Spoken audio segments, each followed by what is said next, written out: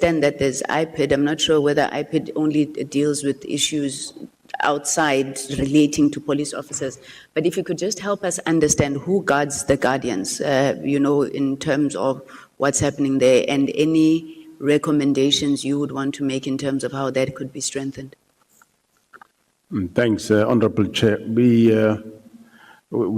have a couple of measures within ourselves.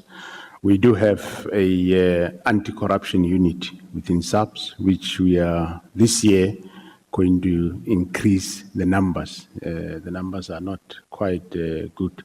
They're not more than 100 nationally. So we are going to increase that. And we also do have the counter-intelligence within crime intelligence, which investigate, and when they pick up this type of matters. And of course, every year, as you know, public officials, they declare their financial interest. We have audit and risk committee that look at those matters, and also a chief risk officer that will look at all the employees, and where there are red flags, they will refer those matters to either counterintelligence for investigation and verification. So internally, those are the measures that we have, and externally, that is IPID that is doing some of those investigations. So in terms of improving internal measures, I think those are the areas that we are having, but I think where we are lacking is more what I'm doing now in terms of. Well, that, of course, is the voice of the National Police Commissioner, Fani Masemola, giving testimony at Parliament's ad hoc committee. He's been there all day taking questions from MPs. We'll continue with that after this. So you thought you were building a business in this economy? Good luck. But day by day, somehow it grew. You became payroll, procurement, PR, and pressure valve. You kept going when the freezer didn't freeze, the bucket didn't budge, and the bank balance barely blinked. What's that saying again? What doesn't kill your business makes it stronger? Or at least it should be that. So you thought you were building a business. You weren't. It was building you. Because this isn't just what you do anymore. It's who you are. And you don't trust just anybody to protect it. Chat to your broker about Old Mutual Insure Business Insurance. Protect what built you. Old Mutual Insure Limited is a licensed FSP and non-life insurer. Power, land, loyalty, blood. In the heart of Montana, the fight for the Dutton Ranch is far from over. Betrayals cut deep, enemies close in, and every choice could be their last. Yellowstone, Season 4, where family is everything and nothing is off limits. Every Tuesday, starting September 2nd at 7 p.m, only on S3. S3, open up. S3. At Anglo American, we mine more than minerals. We mine possibility and progress with purpose. For over a century, we have been part of South Africa's story, investing in our country's potential and unlocking opportunities together. This year alone, through our Kumba iron ore business, we've invested 25.9 billion rand into South Africa. This includes infrastructure development, education and healthcare, community upliftment, and more. Follow us on our social media channels, Anglo American South Africa, and join the conversation. Anglo American, mining potential, building beyond. Ashraf Garda on SAFM. Right, so once again, back to Parliament's ad hoc committee. Questions being put to the National Police Commissioner, Fani Masemola. Let's rejoin them until the 3:30 news. You also agree, General, that the decisions, though, of an IMC, they continue and they subsist until they are changed, perhaps by another competent body. So any decision that would have been taken by that IMC continues. Yeah, that is correct. The decisions will remain, of course, yes. Okay. Now, General, there's been a toing and froing, and we put it also to General Masemula about the authority to establish the PKTT. And it's been said in different forums that the National Commissioner had established the PKTT, not the IMC. But can I refer you, General, to page 105 of your bundle? It's your presentation to the police committee.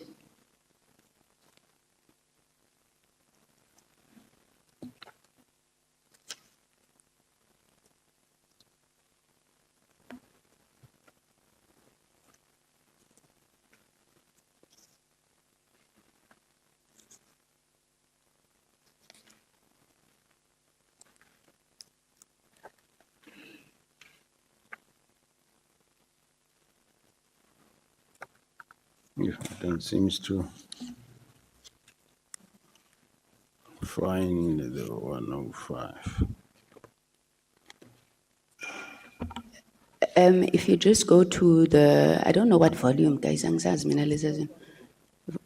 volume 3, it's maybe if you just flip General and then you'll see the presentation that you made to the Portfolio Committee on Police. Do you have it there, maybe? You see? I think I found it. Please, please. Yeah, I do find it. Okay, then if you look, yes, if you look at the pages, then 105.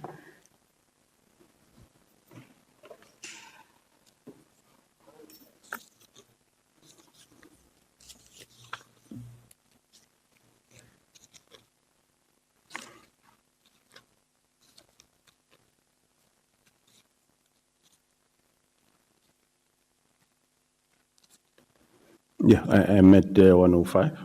Thank you, General. The heading there is background. Correct. General, can I ask that you read for us bullet point 1, 2, 3, 4? Just that first sentence. Bullet point 4.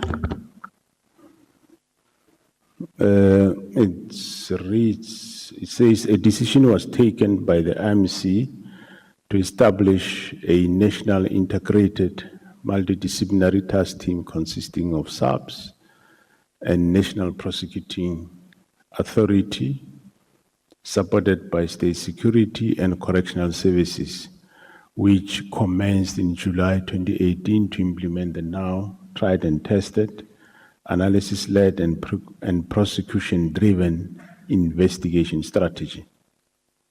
Thank you, General. Would I be correct to interpret the National Integrated Multidisciplinary Task Team to be what we have been calling here the Political Killings Task Team? That is correct, Honorable Chair. To the Portfolio Committee that that decision was taken by the IMC? Yeah, I see it's written like that, Honorable Chair. But indeed, well, the steering committee advises the decision, they advised the IMC. The National Commissioner took a decision that this is what we are doing, informed the steering committee. The steering committee relayed the decision to the IMC, and the IMC endorsed the decision. Well, when it gets written, yes, it's put in this fashion, but indeed, yes, the IMC endorsed that decision. Okay, I think we can move and agree, General, that this line that you are saying that Minister Mchunu crossed is a very, very thin line, and many people don't know where the line is. And I think even having written this like this is part of demonstration for that. General, I just want to get to the last couple of issues. I really wanted to go into IDEC, but I know we ran out of time. I wanted to understand where IDEC, maybe let me ask the question. Where does IDEC get the authority to arrest General Khumalo? Gandhi, what is the mandate of IDEC? And how do hiring decisions, right or wrong, wrong, hiring decisions become corruption and fraud? Maybe we're not understanding what's happening in that case. So what's IDEC's mandate? How do, within their mandate, investigate a hiring decision at SAPS? Yeah, thanks, Honorable Chair. As far as I know, IDEC was established to investigate initially state capture, and then now, as they were made permanent, also to investigate corruption. So that's what I know. How they come to... Okay, we'll pause on that for the moment, and we'll try and get back sometime later on with Crossing to Parliament's ad hoc committee. And that voice you've been hearing is the National Police Commissioner, Fani Masemola. Right now, let's get to the news headlines. It's 3:30. Years on Della. Thank you, Ashraf. On the news headlines, the body of the late ambassador to France, Natim Tetwa, has arrived in his home province of KwaZulu-Natal. It touched down at the King Shaka International Airport this afternoon. National Police Commissioner Fani Masemola says Police Minister Senzo Mchunu overstepped his powers on his insistence that political killings task team be disbanded.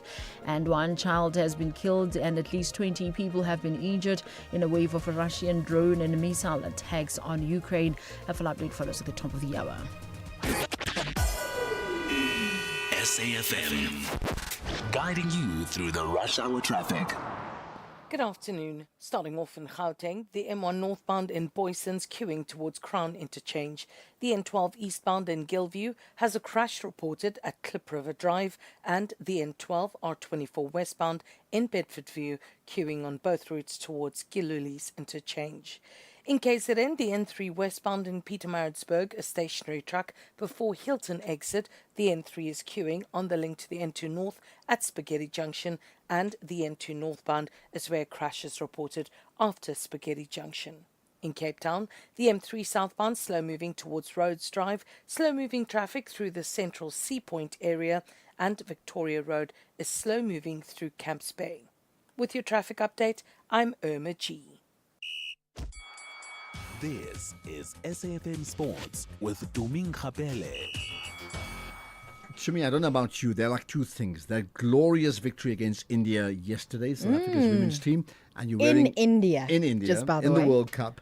Absolutely stunning. And for inspiration, can that lift us to beat Zimbabwe and Rwanda over the next 3 days or 4 days? Yeah. And I'm actually wearing the jersey today. So I see. Well, it is D-Day for Bafana who face Zimbabwe in their Crunch 2026 FIFA World Cup qualifier at Moses Mabhida Stadium tonight. The Zimbabweans boast top players like England-based Marshall Munetsi and Marvelous Nakamba, as well as veterans like Kama Belliot, Knowledge Mosona and Washington Arubi. But Bafana captain Ronan Williams says that he has an idea what they're capable of. When you look at the Zim team, you can't only pinpoint one player. You know, they've got players playing all over the world now, you know, doing amazing. I mean, if you see the goal that Munetsi scored over the weekend, you know, it gets you worried. So we don't solely focus on one player. We know his qualities. Obviously, we've played against him and we know what he's about. But for us is to focus on ourselves. The game is going to be on SABC 2 at 6 p.m. Meanwhile, Nigeria captain William Troost-Ekong has spoken of belief and confidence running through the Super Eagles camp. This is ahead of their must-win FIFA World Cup qualifier against Lesotho in Polokwane. There's been a lot of change. I mean, 3 years is a long time to qualify for a tournament. But yeah, we can't go back in time. I think our focus now is on what's ahead. I think the point earlier about Lesotho playing freely, for us to perform, we are also focused and we have to enjoy on the pitch. I think that's our main focus now. Yeah, it's something that we will think about. Of course, we have a very difficult run now to correct some of the things that didn't go right maybe 2 years ago. Then Kaizer Chiefs have officially announced the sacking of head coach Nasruddin Nabi with no reasons given. The club says that coaches Khalil Ben Yusuf and Cedric Kaze will lead the technical team for the remainder of the 2025-26 season. In rugby, Springbok scrum half Kobus Reinach says that he's confident that the honour of playing Test rugby will definitely outweigh the financial temptation of the R360 competition. The competition is scheduled to launch in October next year, promising lucrative player contracts and a shorter season. As things stand, the league will feature 8 men's teams and 4 women's teams competing over a 4-month campaign. And Reinach feels that the desire to represent your country is much more bigger than any offer R60 can throw at players. Meanwhile, Lions assistant coach Ricardo Lupsha expects a tough physical clash against Benetton in Treviso tomorrow at 4 p.m. South African time. The Lions are still in search for their first win of the United Rugby Championship season. This is after back-to-back losses to Cardiff and Zebre, and they'll definitely be eager to turn their tour around before returning home to South Africa. It's been good.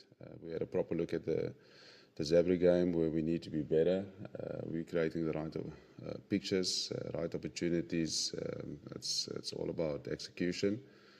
And looking ahead of this week in terms of Benetton, I think they're really a quality outfit, a quality side with lots of internationals. Defensively, they bring a lot of physicality, so key for us will be not to allow them to slow down our ball.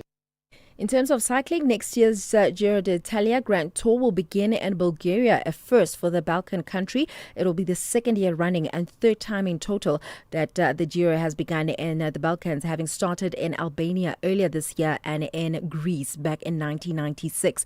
It will be the 16th time that the Giro, which takes place from the 9th to the 31st of May, starts in a foreign country. So, Ashraf, it has been confirmed, Nabi officially gone. But that's been a soapy for the last few months. It really, and even now, like no reasons. He goes away, his wife is ill, he comes back. Within a week, they say no. Then he's like, no, he's not going. It's been badly handled. It really has. But according to the statement, they say that they had constructive conversations and they decided, let's both amicably go our separate ways. Yeah, I wonder what those constructive conversations really are. But bottom line is it a case of because he's not good enough, he's not delivering, or are there other issues that can't see him committing more time to South Africa, which is also understandable. But we don't know because we don't know. We really don't. Until Kaizer Chiefs actually say something, which I really doubt they will. And just by the way, after those recent bad results that follow those recent good results, I've noticed a bit of a dearth of Kaizer Chiefs tops being worn in the streets of Joburg this last few weeks. I just thought I'll tell you that. Yeah. I'll have more in the next hour. It all starts with FNB Private. With secure, easy payments for a hassle-free overseas holiday. Tap, swipe or go digital with your FNB Visa cards. Earn rewards when using your FNB credit card or global account debit and virtual card. You can even fund your global account on the FNB app while traveling. Make the most of every moment. Unlock invaluable with FNB Private. Help changes everything. FNB, a division of First Rand Bank Limited, an authorized FSP and credit provider. TCs earn rules and limits apply.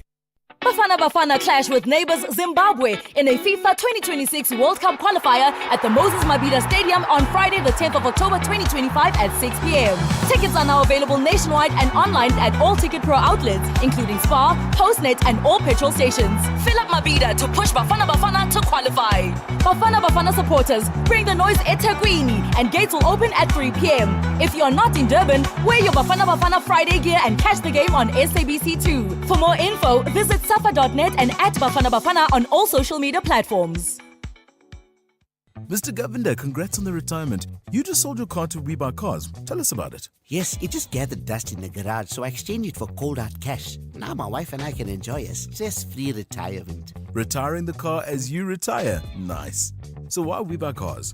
It was so quick. They came over to our house to do the evaluation, and we sold it the same day. Tops, man. Okay, so now you got even more time on your hands, eh? Exactly. We Buy Cars. Geared for your next chapter. Geared for you. The National Pulse, weekdays, 3 to 6 p.m. And this, of course, is the National Pulse. Well, you can't call in now, but you certainly can WhatsApp, and we'll keep your numbers, we'll bank them to 0614 104 107. And we'll play them whenever we get the opportunity to do just that. I'll just tell you, Nozipho Shabalala is my fireside chat guest coming up after 5. But let's cross back now to the Parliament Ad Hoc Committee, where the National Police Commissioner Fani Masemola is, he's answering questions put together by MPs of the different political parties. Say that perhaps then we need to get a sense, Senior Counsel, maybe on some of the reasons around General Mkwana's views on issues of seniority. Thank you very much, Chairperson. I haven't exhausted my questions, but we've run out of time. Thank you Yeah. very much. Thank you, General. Time is always going to be the barrier between yourself and Honorable Ntuli. Honorable Ntuli. No, thanks. The baton is handed over to you too. Okay. No, thanks, Chair. Good afternoon to honorable members, the General and his team, and all colleagues, everyone who's in this chamber. I think the first one, General, I want to build on the question that was asked by my colleague. Lieutenant General Mkwana's main concern, as I happen to understand it, with regard to the BOC, goes beyond it in terms of the way it is structured. It goes beyond the concern that they can't talk. But there is a feeling that their own views as provincial leaders is often subsumed to the national interest, because these ones I would say, for a lack of a better word, a coordinated majority, whose ideas when they come to the BOC will prevail inevitably, naturally, because they are a coordinated team that stays together in the head office.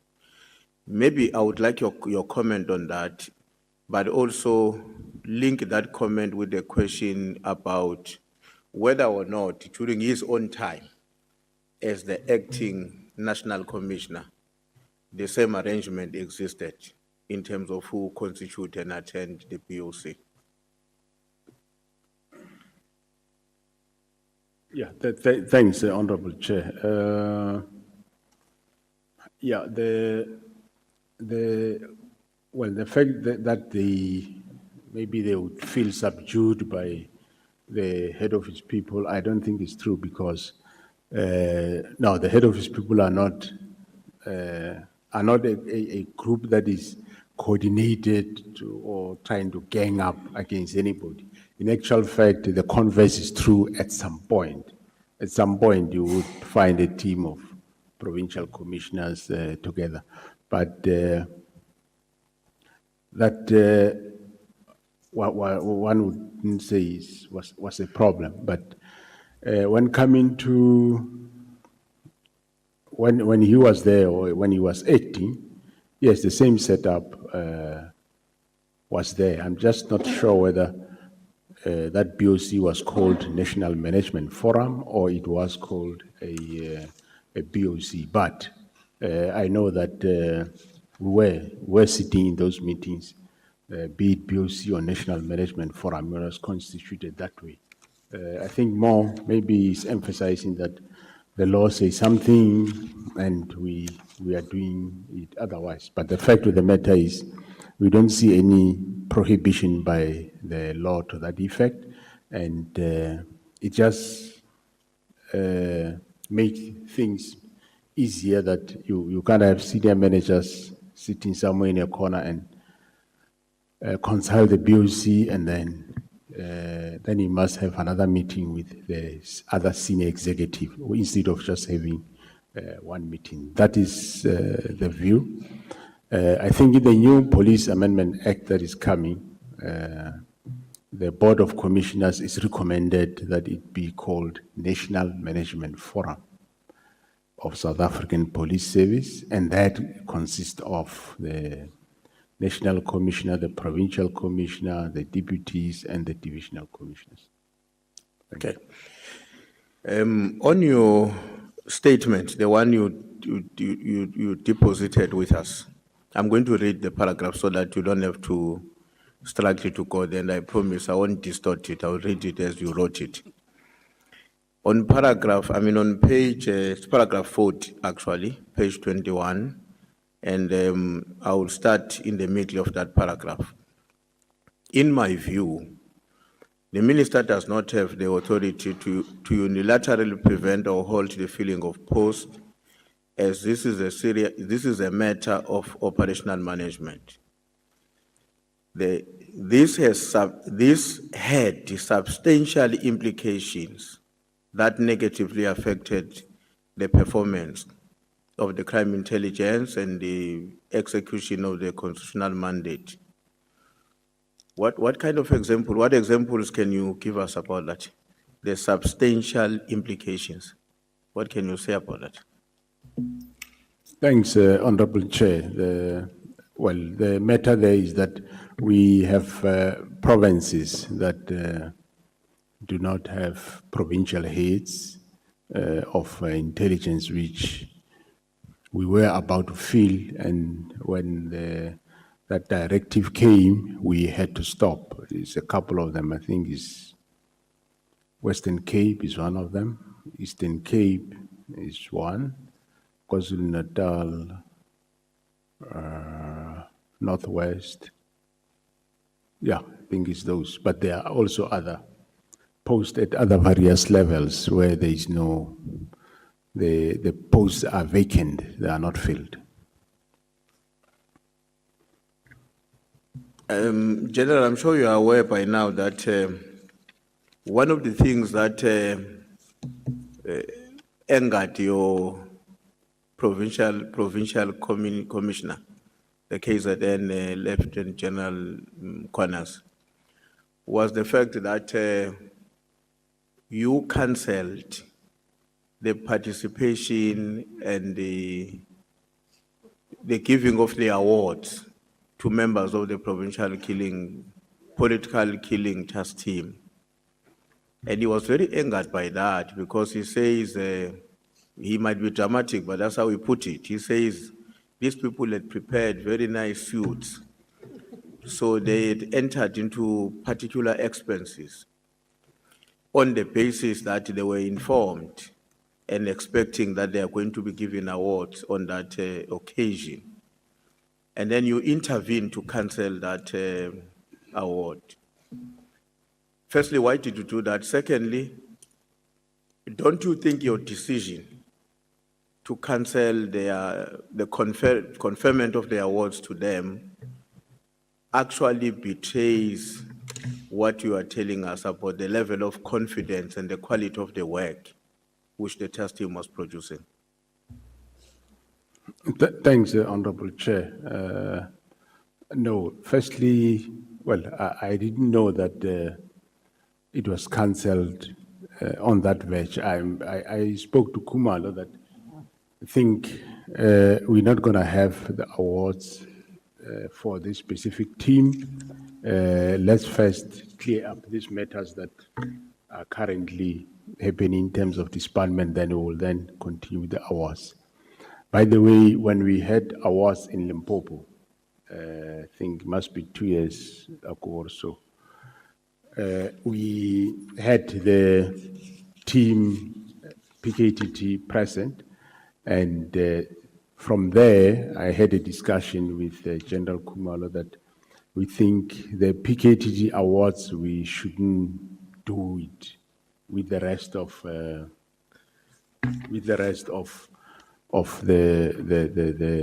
subs. We should rather do it separate. And I said, well, let's not do it. That was last year in December. Let's do it in the new year, which is this current year, and we do it separate. So we are going to still do it. But I wasn't aware that maybe you might have got that message on the verge when people were wearing suits. I wasn't aware of that. I communicated with Kumalo quite in advance, because in Limpopo we had a problem that we were giving them awards, but there was a problem of calling them to the stage because we want to protect their identity and so on.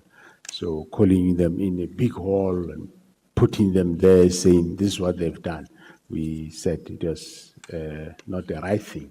And we are going to do it this year. They will benefit even double last year and this time, but it will be separate. But I'm sorry if I stopped it on the verge of happening. That never came to my attention. Thank I want to go to paragraph 86 of the same statement, and I'll read the last sentence of that paragraph, General. It says, this is especially pertinent in the view of our historical past and the involvement of politicians to abuse the police for specific political purposes. That is the last sentence on paragraph 86 of your statement to us. What is meant by that? Politicians who abuse the police for specific political purposes. What is meant by that? And maybe who were those and for what specific purposes? Well, that statement refers to actually the pre-94, the dispensation, where the then apartheid government was using police for their gainful purposes. That's what it refers. Okay. And just for my confirmation, in terms of the report that you indicated you submitted to Minister Mchunu, and you said that he never responded, that means even today, to date, you have never received his response. That is a report about the disbandment. Despite requesting the report about disbandment, the minister did not respond. 57 of your statement. Up to date, he has never responded to you in terms of that report. Thanks, Honorable Chair and members. Well, remember that since January there was no response, and the first engagement was in March the 6th. But that report that is in writing, yes, there was never a response in writing. Okay. Paragraph 102, same statement. Maybe let me read down at 102. Right, we'll pause once again at the proceedings at the Parliament Ad Hoc Committee, but we'll be back right after this. At Auto & General, we understand your business is built on more than just vehicles. It's your stock, tools and equipment, and the premises where you work. Auto & General Business Insurance is designed for businesses like yours, protecting your assets against fire, theft, storms, and other unexpected events. To protect your livelihood, visit autogen.co.za and get an obligation-free business insurance quote. Auto & General, never not there. Auto & General is a licensed non-life insurer and FSP. T's and C's online. The Warriors are aware they will not get on a flight to the United States, Mexico and Canada, but they are still hungry for victory, while Bafana want to return to the summit of Group C. This is the 2026 FIFA World Cup African qualifier. Be part of the action, Zimbabwe versus South Africa, on Friday 10 October at 5:30 p.m, live on SABC2 and SABC Plus, then on SABC radio stations at 6 p.m. Proudly brought to you by SABC Sport. For the love of the game.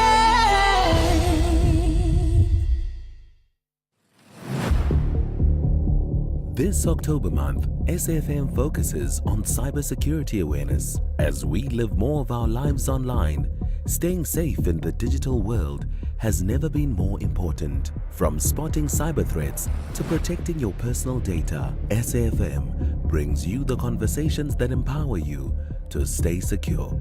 SAFM, leading the conversations that move us.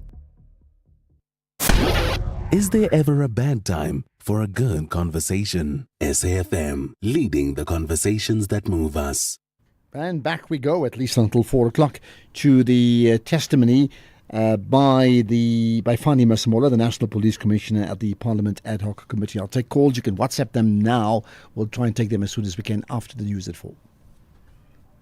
The Major General that is being referred to. But even if I was in Pretoria, I met him. What crime is that? There wouldn't have been any crime. And the very same official, yes, he has been arrested twice, but he had no bail conditions, nothing. So why would then a political party come out and give this type of a statement, which everything of it is false. The only thing I could come to a conclusion is to discredit me and put a picture out there to the public and the minister that he is doing wrong things. Now, General, I'm now taking you to your affidavit to the Commission of Inquiry. And I just need clarity on few areas there. The first one is on 130, paragraph 130 is on page 39. I'm also going to read it for you to make it quicker. And I'm going to start on the second sentence, which says, my position has always been that the PKT had to remain. Therefore, in the report to the minister, we simply stated the directive of the minister to disband has been noted, and that the initial objective and the directive by the president has been achieved with a noticeable degree of political related killings. What do you mean by the initial objective, and what could have been or will be the second and more objectives beyond the initial one?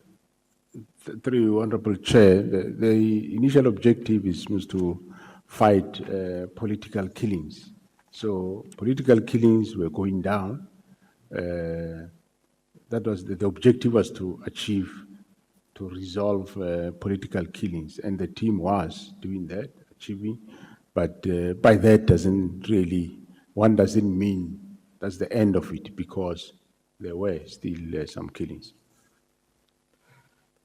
Okay, so General, I would take it that it's just a question of semantics initially, and because we are saying the primary objective remains one, which was to eliminate politically related killings. I was assuming that there might have been something initially, which, according to the statement, appeared to have been achieved, and now we're proceeding to the next phase of what was demanded. But let me take your answer for that. On paragraph 135, same document, you are making reference there to a discussion in a meeting with the minister, deputy minister, deputy national commissioner, and where also the chief of staff was a very much active participant. And he and the SBIA were against a particular position. What I wanted to check is, has it been a common practice that the chief of staff would be such an active participant on matters of this nature, whenever they are discussed with his principal and you who are meant to be the expertise in the field? Well, this specific chief of staff, it has been common that he will do. The only areas that he won't get involved is normally meetings between me and the minister, where we have one-on-one. But where we have officials, he will participate. On 141, paragraph 141, you are saying the minister appeared to be angered by the fact that the statistics presented to him in the meeting showed that the PKT members were still working and had made progress.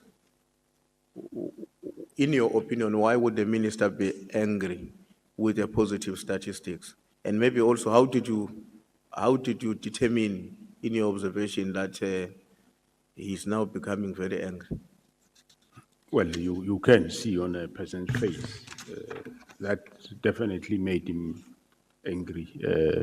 Indeed, I could see that it made him angry. The Honorable Chair, through you, I don't remember the exact number of dockets, but I think the dockets were either 114, they increased to 115, or they were 112, they increased. But in principle, what happened there was that the dockets have increased. And one of the dockets I remember very well that caused the increase is the Mandeni murder case of the councillor. where he said, but you are still taking job instead of having been disbanded. So, yeah, that's what I say. That surprised me. Even though, let's say, generally we agree that we disband, but they took more extra docket and they did good work. That's supposed to be appreciated, that they resolved, they were able to link people to a murder, firearms to murder. That's good work. Now, in paragraph 174 of your same affidavit, you are very, very concerned about the... Okay, we're going to leave that for now. You can comment, and as soon as we can, we'll take some calls of yours, and we'll take WhatsApp messages too, 0614 104 107. What do you make of the testimony today, but also, the remains of Nathi Mthethwa, the former minister, now being received in South Africa. And there are many other issues. There's been the naming of a Nobel Peace Prize winner too. And there's more, right? Let's get the news first. It's 4 o'clock with Ondela.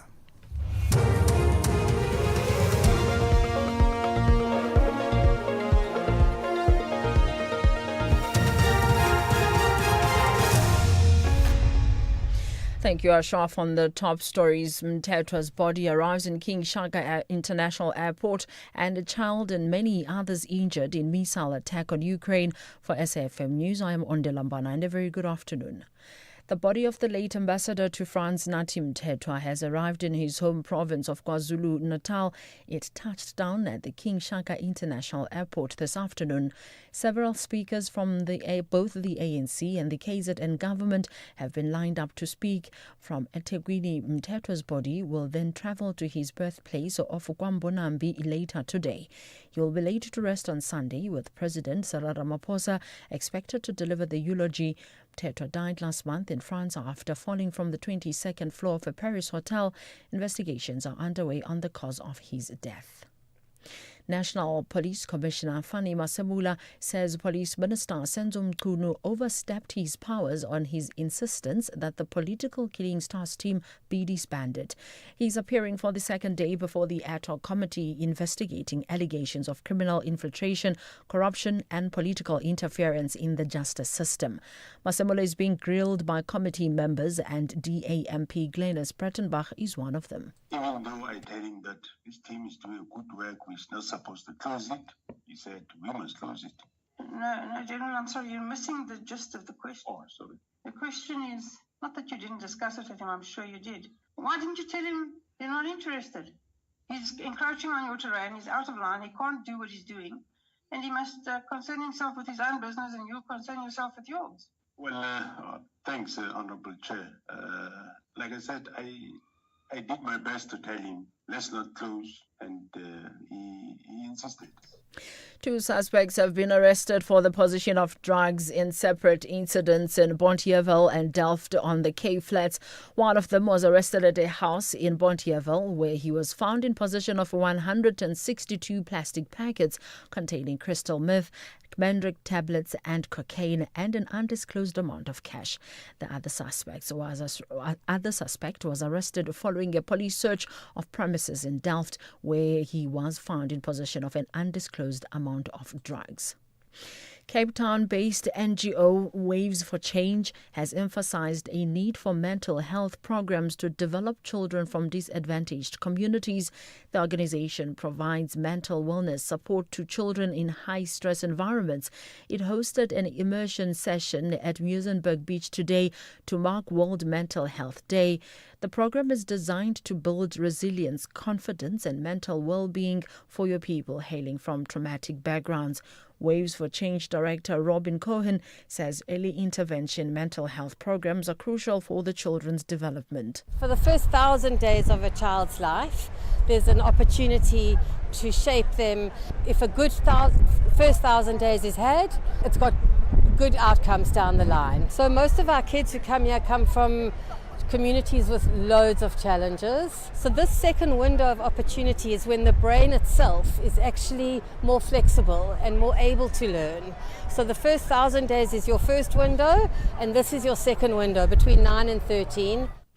One child has been killed and at least 20 people have been injured in a wave of Russian drone and missile attacks on Ukraine. President Volodymyr Zelensky says more than 450 Russian drones and about 30 missiles had been used. The BBC's Gary O'Donoghue reports. Hundreds of thousands of people across the country were left without electricity and water. One of Ukraine's largest power companies said a strike on one of its facilities was the third this week. The company added that its thermal power plants have been attacked more than 200 times since the outbreak of the full-scale war. Water supplies were cut in parts of the capital Kyiv, including the main government building and parliament. Recapping the top story, the body of the late ambassador to France, Natim Tetwa, has arrived in his home province of KwaZulu-Natal. It touched down at the King Shaka International Airport this afternoon. I'm Ondila Mbana for SAFM News Headlines at 4:30. In sports this hour, Williams urges Bafana to seal 2026 World Cup fate. Steyn aims to win her first ever Cape Town Marathon title, and Schauffele jumps into share of second in Japan. More details at 4:30. SAFM, guiding you through the rush hour traffic. Good afternoon. Starting off in Gauteng, the N12 westbound in Alberton has a crash reported on the link to the R59 south at Reading Interchange, and the M1 southbound is slow moving towards Boysons. In KZN, Zimbabwe will take on South Africa at Moses Mabhida Stadium. Kickoff is at 6 p.m, so you're asked to expect delays on local routes. The N3 westbound is queuing at Key Ridge, and the N3 eastbound in Camperdown has a crash reported before Umlaas Road. In Cape Town, Main Road is slow moving through Cork Bay, the N2 queuing through Somerset West, and the M3 southbound slow moving towards Rhodes Drive. With your traffic update, I'm Irma G. SAFM's award-winning drama department presents to you the radio drama series Skyline. Press to cockpit medical emergency now. Cabin crew to your stations. Where the skies promise adventure, but behind the cabin doors, untold secrets are found. He's signing off on cheap parts they installed like it's nothing. Catch the radio drama series every Saturday at 9 p.m. on SAFM, leading the conversations that move us.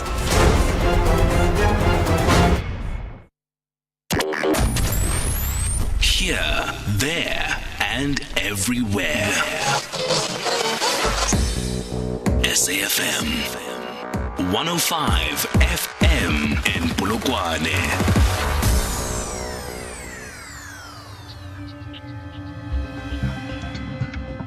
The National Pulse with Ashraf Garda on SAFM. You're listening to the National Pulse, weekdays 3 to 6 p.m. Well, it certainly is a case of here, there, everywhere, wherever you may be, and around the world, but also looking out. You could be here and wanting to catch up with the latest news from around the world. We will have you covered here on the National Pulse. Right, we're going to move away from the proceedings at the Parliamentary Subcommittee for now. Let me remind you, we've got Nozipho Shabalala.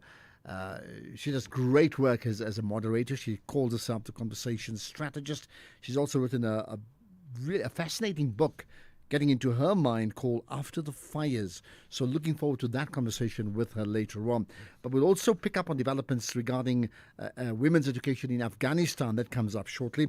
And staying with the issue of education, we're going to talk about an important issue in the University of Free State. To call in, WhatsApp 0614 104 107, and then to call in live, it's 086 000 2032. And do tweet. Sometimes I read them, sometimes I don't, but I'd love to. I certainly read them even off the air. Do tweet using the hashtag the National Pulse and tag SFM Radio when you do that. Okay, right. So let's get to this issue. A number of students have been arrested for public violence at two University of Free State campuses. Okay, why? Well, that's after students embarked on protests against the university's proposed scrapping of provisional registration, which comes into effect next year. So what does that mean by provisional registration and the scrapping of that? And why are the students protesting? Clearly, they don't like it. Piwa Dlamini is with me, a member of the University of Free State's SRC. Piwa, thank you for joining us on the National Pulse. Thank you for having me. All right, so help us understand this. I take it then, the fact that provisional registration is being scrapped or has been scrapped suggests that that has been the norm and that norm will now not exist. Can you explain your understanding of why that was done and how this will impact on students? Well, you're right. It's been a norm ever since 2015 after the Fees Must Fall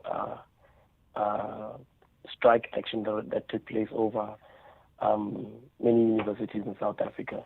And so we as the FRC see this decision as a degradation of those gains that were gained by those who came before us. And so on the 7th of October, as a response to this, we decided to hand over a memorandum to the university, and we were met with nothing but brute force. We are taking on this action because we feel that this decision was taken without context. The context being that many students of the University of the Free State come from disadvantaged backgrounds, and this means that they won't be able to pay up front these fees that the university wants, which they call a historical debt. So they won't be able to pay these fees in order to be able to register next year. So up to now, so what happens up to now? I mean, people, we know it's a struggle. I mean, just about everybody I know, unless you're fabulously wealthy, they can pay it off in one go. They don't, right? So what happens is they would either have debt on their own, or they would have debt that is then paid for by NSFAS or some other, organization that pays for their bursary. So let's say we come to October now, as we are. Typically, what happens now normally, and what's going to happen in the future? So typically what happens is that these students are allowed to register in January. They sign what is known as an acknowledgement of debt. This decision comes in addition to that, they say in this decision that they are doing away with the acknowledgement of debt. This means that students who have historical debt aligned to NSFAS not paying or late payment in January, the university is basically saying these students won't be able to register. They are now excluded. Okay. So usually what happens at this time is that students obviously know of this debt that they have, and they are allowed to register. But the university is looking to do away with that. Yeah. All right. Has the university explained their reasoning behind the change? Not really. This was done over our heads, basically amputating us as the SRC. We had no knowledge of it happening. It just happened. We can just bring it down to profit. They just need money. That's all. It's profit before students. Well, look, I mean, to be fair to them, it may not even be a case of profit. They themselves receive funding from other donors that support universities, and as well as government. And if there's a screw that's been turned by government, as has been turned on many things like even healthcare, then they themselves are battling to survive. So I can understand that point. If they don't have money, they can't survive, and they're going to compromise the university. But the flip side of that would be that you could have many students who will be unable to register. But they did say, however, that what they're encouraging students to do is to be far more proactive in terms of, let's call it making a deal. That means if they need NSFAS support or other support, if they did that well in advance and they've got confirmation of that, then they would be allowed to register. The university's response was enticed with a lot of antagonistic language that sort of deviated from the original demands that the students were making. Students can't make means. It's October. They need to register in January. In that statement that the finance department released, it said that students needed to make a plan and make a plan quickly. They spoke about different initiatives like Imbewu that they have, which only funds 53 students in a university that has 20-something thousand students students who have no funding and hungry. So that statement came as a rebuttal to us. It felt like a stamp on the head. Okay. So now the students, you said it happened right now, so you didn't even have months to prepare for it. The students protested, right? Yeah. What has been the response of the varsity to the protests? The response was a full-on militarization of the university campus. What we have now on campus is the police, we have private security. In addition to that, we have quote-unquote Afri Forum, who is roaming the students, roaming the campus, asking students questions. Okay, where's it going to go from here? What do you expect to happen next? I really don't know. We find direction from the students. We have only been engaged in peaceful protest, but all we've seen is just brute force from the university structure. Okay, I can tell you now we've reached out to the university to try and get comment from them. They have not sort of semi-confirmed, maybe not with the time, but we will certainly follow it up, and there's a chance we could be talking to them before 5 o'clock. It could happen soon. We hope it will happen. Thank you for your time. This is a very, very concerning issue, and I wonder, people listening in, thanks for that, Piwa Dlamini, University of Free State's SRC member. People listening in, well, I'm sure this resonates with you, but like, how do you find a win-win solution to that? It's one thing telling people if you don't register, if you don't pay, you're not going to be registered, not even pre-registered, so you're completely vulnerable. But then you just don't have the means to pay, and NSFAS can only give so much money, and others can only give so much money. What do you do? And does this country need younger people to be educated and skilled? Absolutely, we needed skill. There has to be another way around this. I also concede that point that universities can't also run on just fresh air. They just can't. So we can't think that all they're doing is just making big profits. They have to have a system that they can put in place that's implementable and that is sustainable. And if they have no monies and if they're not sustainable, then they will compromise their delivery to the same students who want to be at that university. Well, there you are. Amongst the many crises we face in the country, this is another. Get ready, Mzansi! Powerball has rolled over to a jaw-dropping 130 million rand guaranteed jackpot this Friday. Wanala Wasana. Play Powerball for the guaranteed 130 million rand jackpot today, and you could hit it lucky with the big millions. Buy your tickets now in store on nationallottery.co.za, the mobile app, cellphone banking, or simply dial *120 *7529# for USSD. Hi, Pusha, play! Players must be 18 years old or play responsibly. E2 is the proud operator of the National Lottery. Youth football is on a real vibration in Chile. 24 under-20 national teams are fighting for the ultimate glory. Rally behind African champions, Amachita, including 3 continental representatives, Egypt, Morocco, and Nigeria. This is the 2025 FIFA Under-20 World Cup. Catch the action live on SABC 1, SABC Plus, SABC Sport on DTT Channel 4, and SABC radio stations from 27 September to 20 October 2025. Proudly brought to you by SABC Sport. For the love of the game. If you think you cannot afford a lawyer, think again. Clientele Legal has made professional legal services affordable for you. Whether it's a civil, criminal, or labor-related matter, we have a nationwide panel of attorneys standing by to assist you. SMS SAFM to 32195. That's SAFM to 32195 and we'll call you back. Clientele General is a licensed non-life insurer and an authorized FSP. Standard rates and terms and conditions apply. Do great solutions start with good conversation? SAFM, leading the conversations that move us. Okay, let's move on to another issue around education. Not in South Africa, in fact, but in with regard to women in Afghanistan, right? So there's been lots of conversations about that and just how many women or young girls, in fact, are being educated in Afghanistan since the return of the Taliban. Now, with that in mind, there is a People's Tribunal that is currently underway in Spain. Now, the tribunal aims to expose the Taliban's crimes and document human rights violations committed under their rule. That's the premise anyway. It's been set up by the Permanent People's Tribunal, and it's come at the behest of a group of 4 Afghanistan civil society organization. So let's find out more about it. With me is Dr. Arzala Ashraf Nemat, who is a member of the prosecutorial team. Thank you for your time, Dr. Nemat. Thanks for joining us on the National Pulse here in South Africa.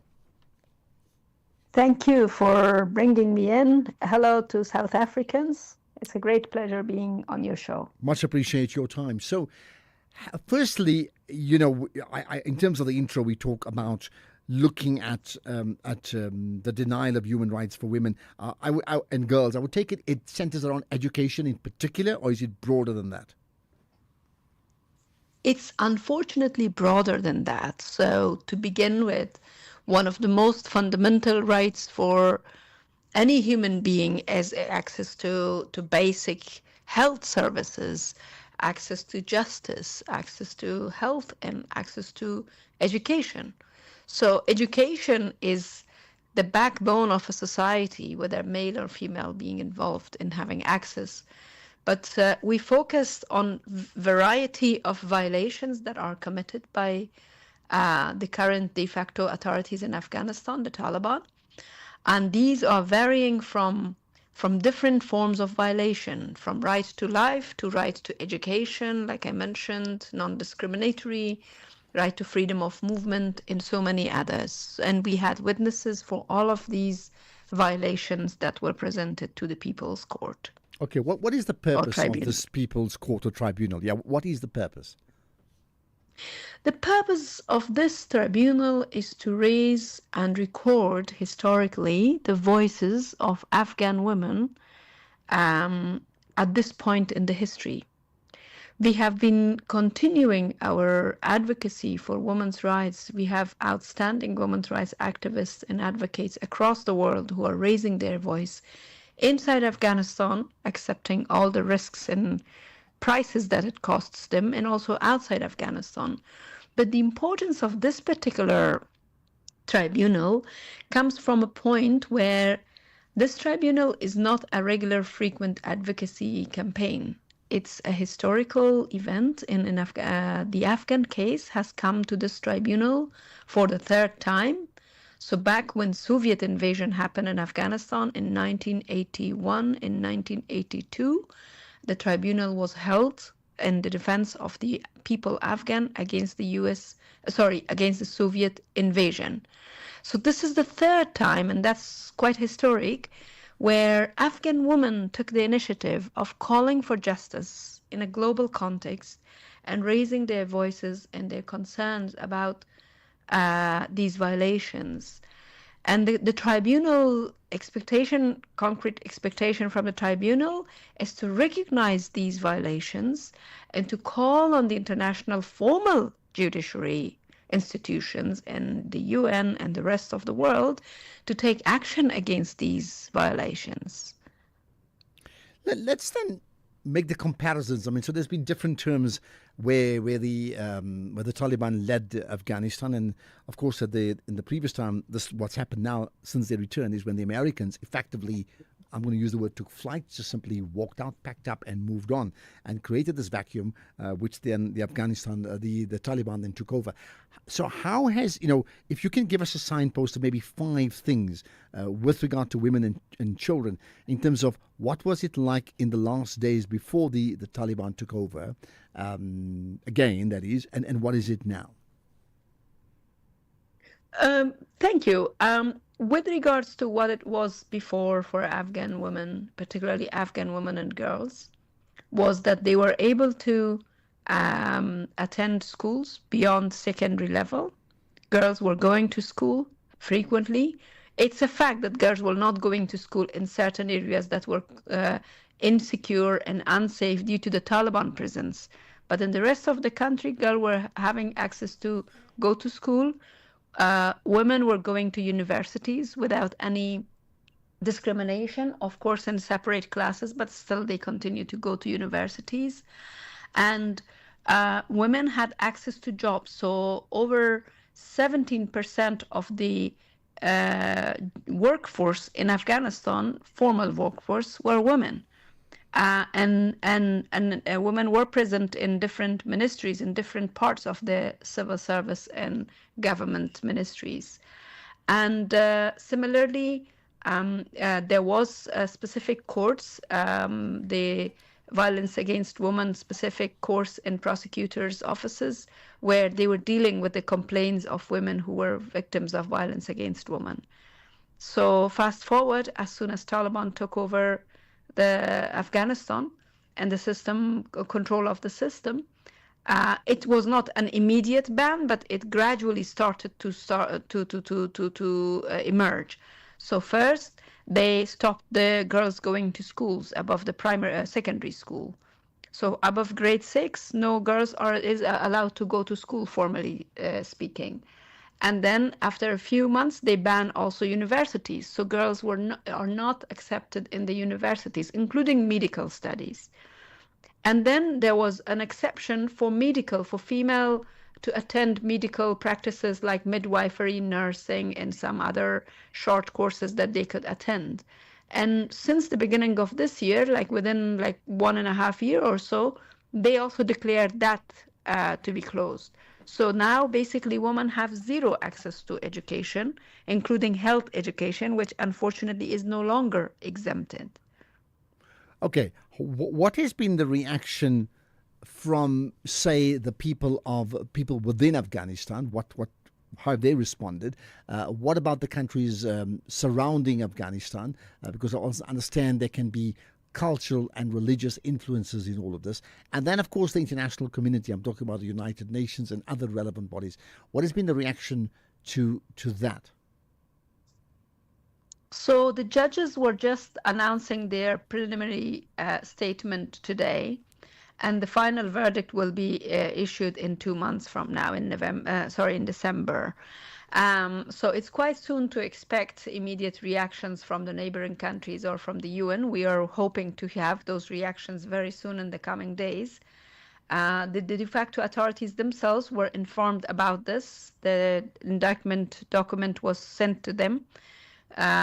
Several times the judge have announced if anyone is representing the de facto authorities in the room, so they were given even in the plenary of the tribunal a space in case they want to come forward and defend themselves.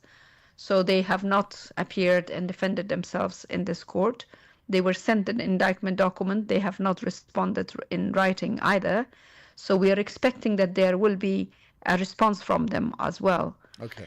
When it comes to the response of the people or the reaction of the public, there is a widespread welcome to that. So everyone who was attending the session today when the judges were sharing their preliminary findings, they were saying how much appreciation, how much support, how much encouragement they receive from their sisters and brothers inside Afghanistan.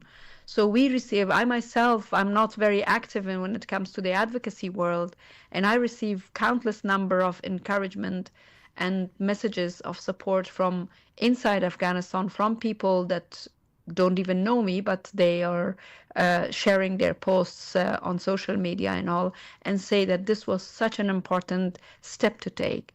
This will record in history, and it's an important step towards justice for the Afghan women whose violation of rights are not only against the international frameworks, but also against the Afghan and particularly against the Islamic principles and values. Okay, let's end with this then. You spoke about it as you said tribunal, you also said court at a certain time. So how much muscle does this tribunal hold? Meaning, it concludes. Are there recommendations, and they merely that recommendations, opinions, conclusions, or do they actually have resolutions that can be passed and effected or not? Well, when it comes to muscles, it depends how you define the muscles. The people's power, they say, is the God's power. That's what people generally say, right? So it's the people's tribunal. It's not formal, so it doesn't respond to any kind of threats or humiliations by other member states or other countries. So it has a power that is endless. It's in the hands of the people. That means it's beyond any state or government or even UN in some ways. So in that sense, it's quite powerful because it represents without any political considerations of one side or another one. So it has a power as much as we think about it. When it comes to executive power in the formal sense, then it's not going to pass any resolution that will be quite sort of like operationalized or sort of like executed in practical senses. So this is not like ICC or ICJ, the International Criminal Justice, or for example, the International Criminal Court. It's not that. But the importance of this tribunal is that it raised the voice, it brought witnesses. Over 22 have presented their witness testimonies in these last 2 days. And that in itself is so powerful in an open and public way. So all was live transmitted and translated into local languages. So all our sisters and brothers inside Afghanistan were also listening to all the proceedings. And in that sense, it's so, while it's symbolic, it is also shaking some people in power. It shakes the people in power in Afghanistan because they are not in favor of these kind of events happening that attempts to basically divert them from the possibility of full recognition. It also shakes those supporters of Taliban and lobbies of Taliban who are trying to formalize and normalize their relationship with the Taliban for all other purposes and all other interests. It also shakes them because it raises the public awareness about what's going on in Afghanistan, which is no longer, unfortunately, on the headlines. Well, point made. Let's see what happens after that. Appreciate you giving up your time, Dr. Orzala Ashraf Nemat, member of the prosecutorial team, and that is present here at the People's Tribunal for Women of Afghanistan. Your comment on that is welcome. You can do that via WhatsApp 0614 104 107, text or voice note, or to call in to 086 000 2032. Right now, it's for 30 years on Della with the news headlines. Thank you, Ashraf. On the news headlines, the body of the late ambassador to France, Natim Tedwa, has arrived in his home province of KwaZulu-Natal. It touched down at the King Shaka International Airport this afternoon. The NPA says it's disappointed by the decision of the High Court in Joburg to grant controversial businessman Kadiso KT Molefe bail. The court has granted Molefe 400,000 rand bail, overruling a previous order by the Alexandra Magistrates Court in August this year. And Taiwan's President Lai Ching-te has announced plans to increase the island's military budget. A full update follows at the top of the hour with Greg Hose. SAFM, guiding you through the rush hour traffic. Good afternoon. Starting off in Gauteng, the M1 northbound in Sandton has a crash after Marlborough Drive, the N1 northbound in Midrand, a stationary vehicle after Allendale Road, and the N12 eastbound in Gilview, a crash at Klip River Drive. In KZN, the N2 southbound has a crash after Umgeni Road, the N3 westbound queuing at Key Ridge, and Zimbabwe takes on South Africa at Moses Mabhida Stadium. Kickoff is at 6 p.m, so expect delays on local routes. In Cape Town, the M5 northbound queuing towards the N1 Koeberg interchange, the N1 outbound has a crash before Sable Road, and the N7 checks Harwell Drive southbound queuing between Epping and Langa. With your traffic update, I'm Irma G. This is SAFM Sports with Duming Khapele. Right, I'm counting the minutes to, I think it's 1.5 hours, 90 minutes. Almost time. 90 minutes to 90 minutes. Almost Bafana time. versus Zimbabwe. Almost time. And Bafana captain Ronald Williams says that the most important thing is that their fate lies in their own hands, and he's urging his teammates to get the job done. Bafana take on Zimbabwe, desperate for points. They need to secure maximum points in the last two matches against Zimbabwe and Rwanda, and to maintain a favourable goal difference, with the Group C finale against Rwanda also set to follow in Bombela on Tuesday. Williams says that the important work starts in tonight's game. We know what's at stake. It's coming to the end now, and it's the business end of the qualifiers. But nothing needs to change. We just need to be the team that we've been over the last 2 or 3 years. We've been growing. We've been so good. But we need to finish it on a positive note. We've set ourselves high standards. When we started the World Cup campaign, we said that we want to be there and we want to qualify. And it's close now, and it's in our hands. Obviously, SABC has your back. You can watch the live game on SABC2 at 6 p.m. Meanwhile, Zimbabwe head coach Michael Nies says that their main priority today is not to spoil anyone's game, but to produce good results for their team. Bafana is, of course, they are in a good position to qualify, but 4 teams can still qualify, and it's their responsibility to deal with that situation. Our prime motivation is not to be the party crasher. Our prime motivation is to be proper footballers, sportsmen, fair competitors to all involved, to improve as a team, to not be accused of anything improper, because also it's a duty, as I explained to you before, and bring a good performance, and then to get the deserved result out of the performance. Well, Spain forward Dani Olmo has been ruled out of the European champions' upcoming World Cup qualifiers against Georgia and Bulgaria. The Barcelona forward trained today in a bid to be past fit for tomorrow's match with Georgia, but after some tests, he was diagnosed with a muscle injury in his left leg. Spain can secure a place for next year's finals with back-to-back wins in this international window if other results in Group E go their way. In athletics, South Africa's road-running queen Gerda Steyn says that she's eager to win the Cape Town Marathon. Steyn boasts 6 2-ocean marathon titles, 4 Comrades Marathon victories, and 4 Omdidam crowns, except the Cape Town Marathon, and she's lining up for this year's race on the 17th of October, the last edition before the event moves to the 24th of May in 2026. I think for me, just the thought of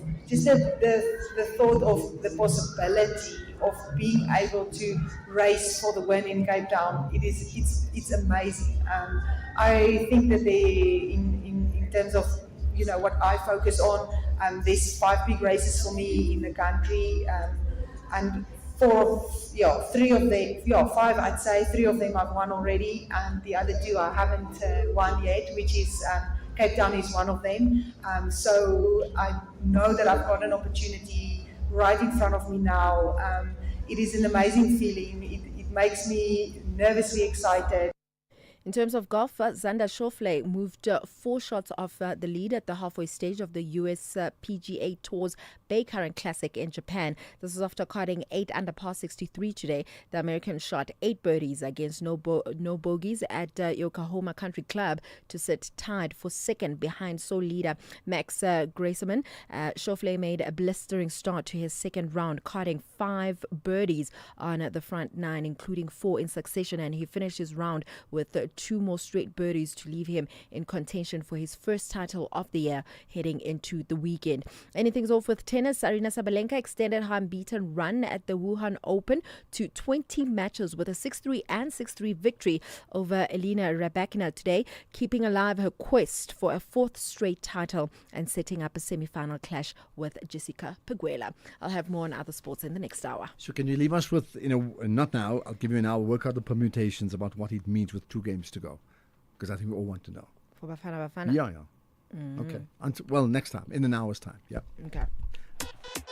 This week on Off Pitch Goals, former Orlando Pirates and Cape Town City attacking midfielder Mpoma Gola takes on the much sought after coaching industry. He takes us through the strategy and patience required to thrive in this competitive industry. Tune in to SABC Sport on DTT Channel 4 and SABC Plus the Saturday 11 October at 8:30 p.m. Off Pitch Goals, where we showcase how the stars score in business.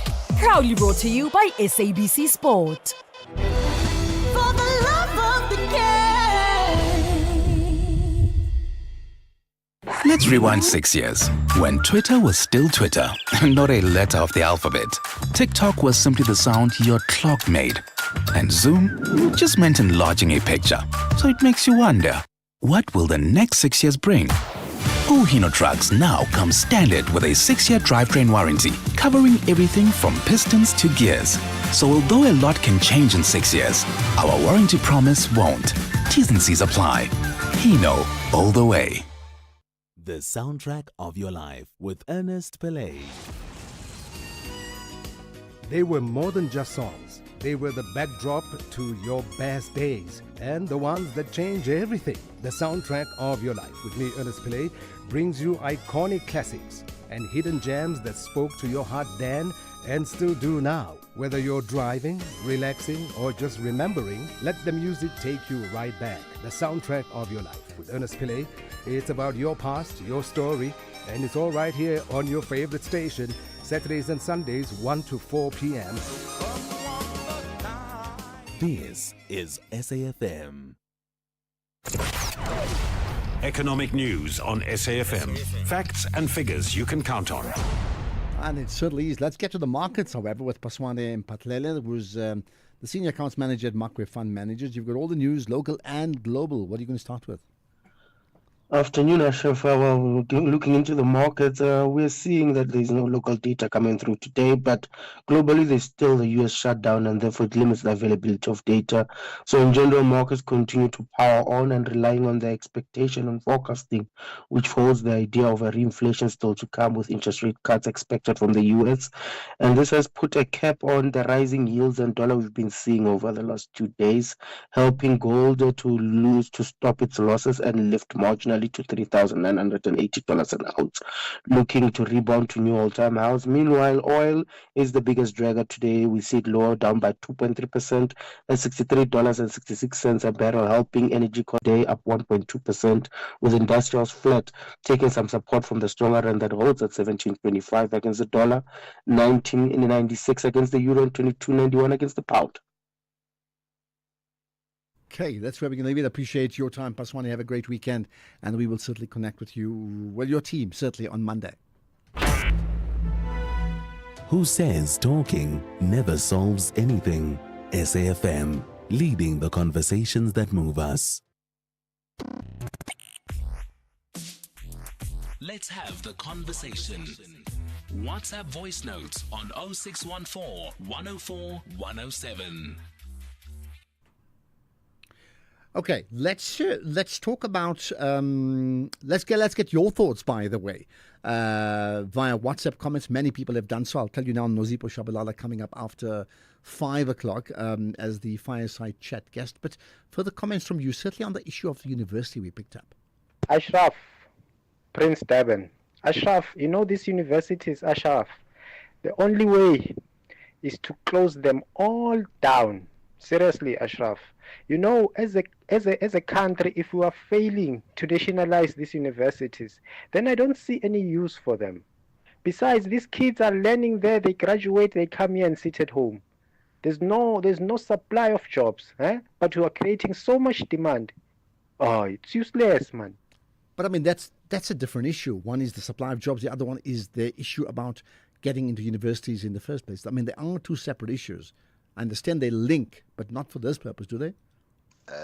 Good afternoon, Ashraf. I just want to have a comment with regards to the Forte University incident that took place earlier this week. I'm of the opinion, Ashraf, that the university may be trying to do away with what we call career students, that cycle of career students, which is students that never complete their studies, but they are within the university, and they never actually complete anything. So it's not sustainable in the long term. And by way of them eliminating this provisional registration, they'll be doing just that. They'll be alleviating the constraints that the university has been facing. So it also serves them well, because these university students they're basically like animals. How can you destroy something that you are making use of, or you've been making use of? It makes no sense. They're not here in Bryanston. Well, I mean, it needs a complete revision of just the state of readiness for people getting into universities, coming out of it, and then getting into the workplace. That means, what are we learning for? Is it a fit-for-purpose scenario? That's the one thing.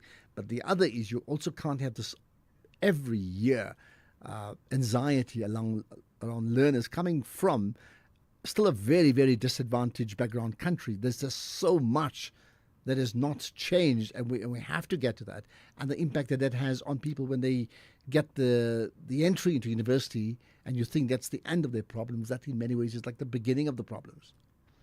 Good afternoon, sir. Ashraf, Mr. Malamabek. It's something media miss here also. I don't know, Ashraf, you remember Daramat, former Hawk head, and he was pushed out, and being given the early retirement, really. There's a lot of things going on the commission, the police, dirty and the hook. Because that guy Dramat, he was a true patriotic, but have been pushed out of the way I see it, but nobody's talking about it really. And they have given early retirement when he won the court, won the dismissal. So let's talk, and debate how deep the police department, the different section, a part of the bad guys, are rotten really, And South Africa, how can you sort out the crime and the police also the bad, particularly involved with the gun, the drug dealer, really? It's amazing, shocking. South Africa police are not patriotic. Need to overhaul really. Let's talk. Police, some of them are dirty and bad guys.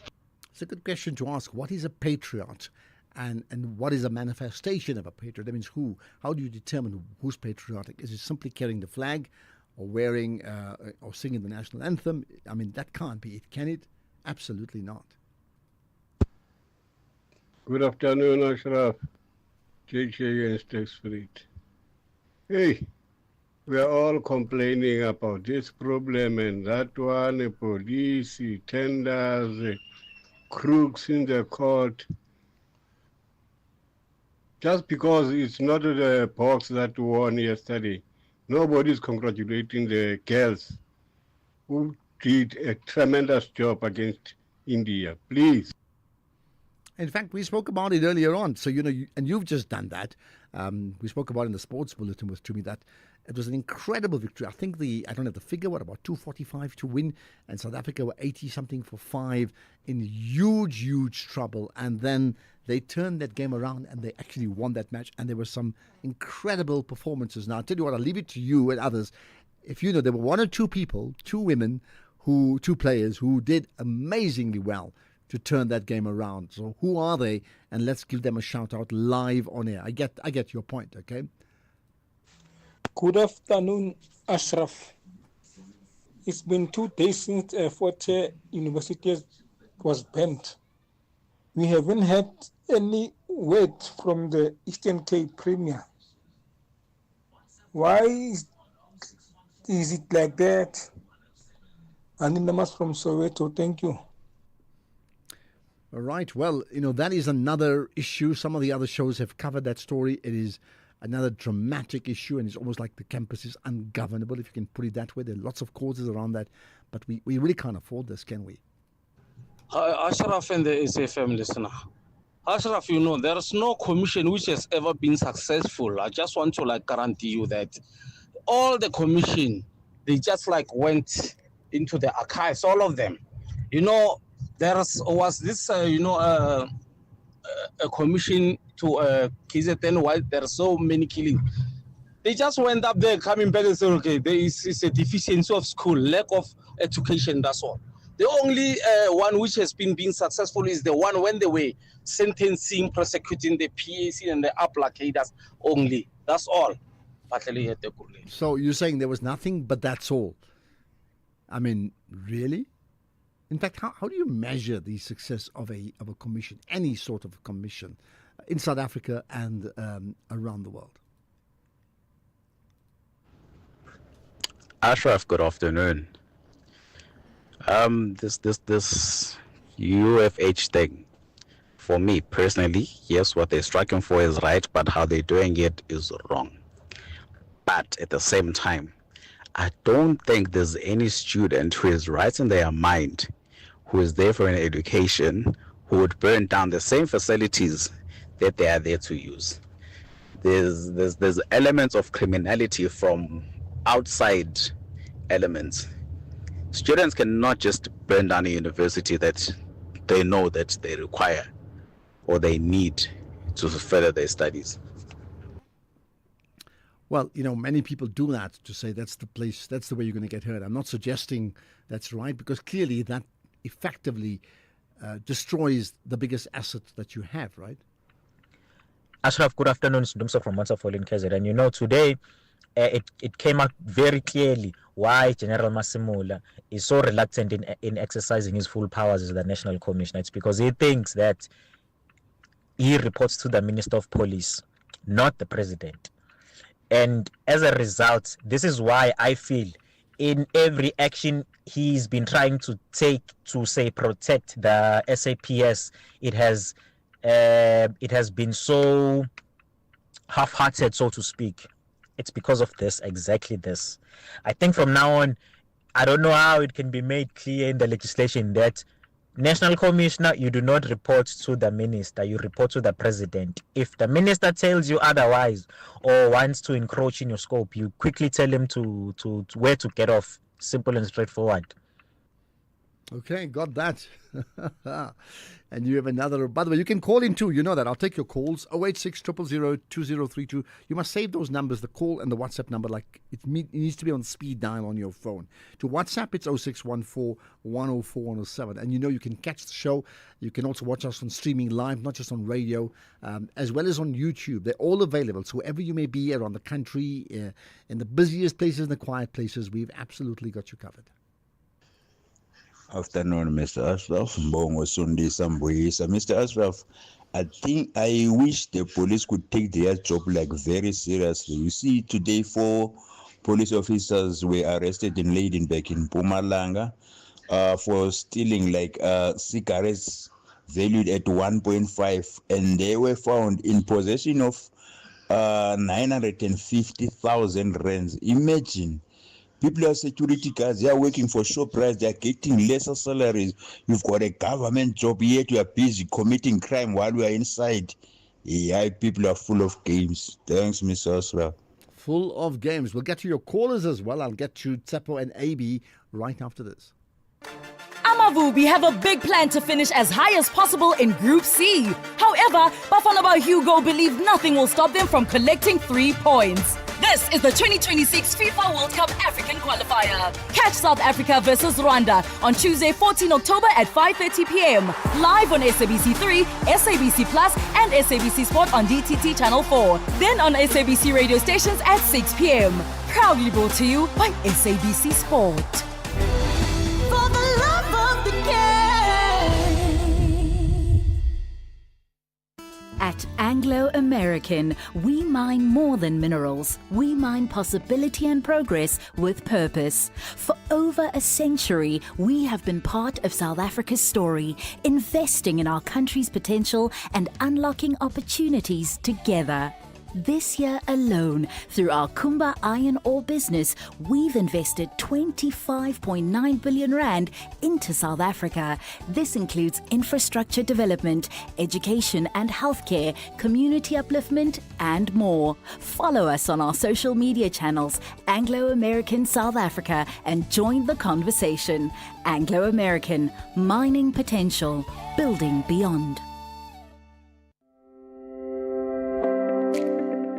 This October month, SAFM shines a light on mental health awareness. 2032.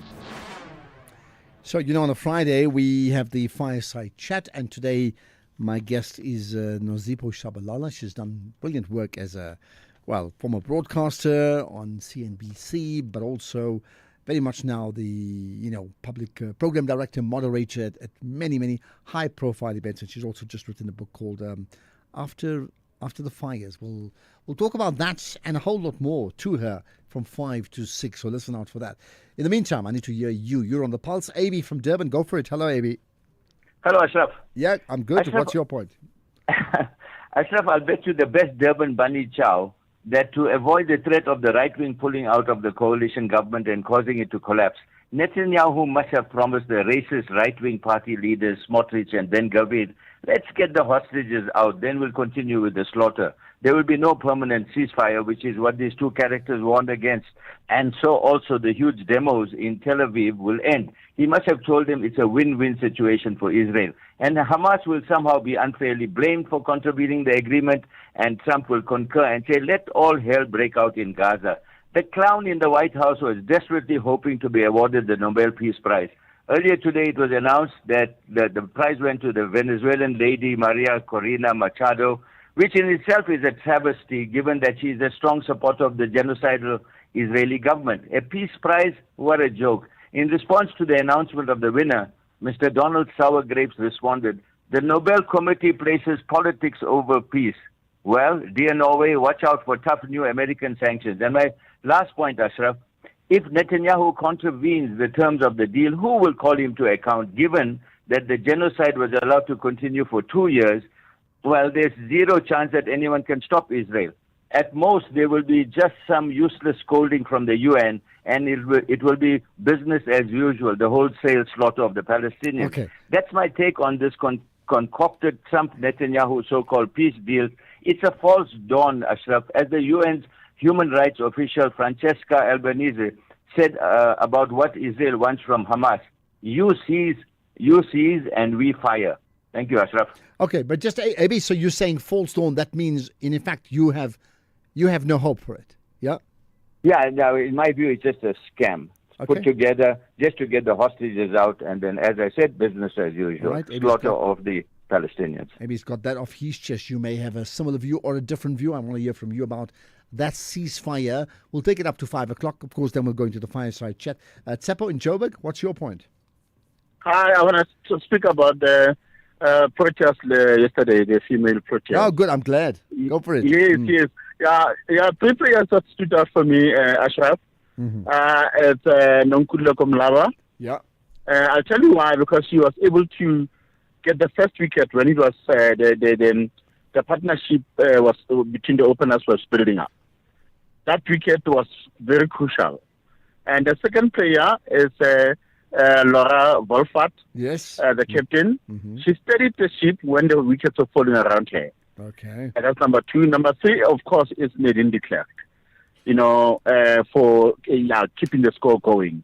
Thank you so much, Ashraf. Have a lovely weekend. Great show as always. I love you. I'm a big fan. Bye. Ah, you're very, very kind. Thank you. Well, maybe you should be a big fan of Nadine de Klerk today.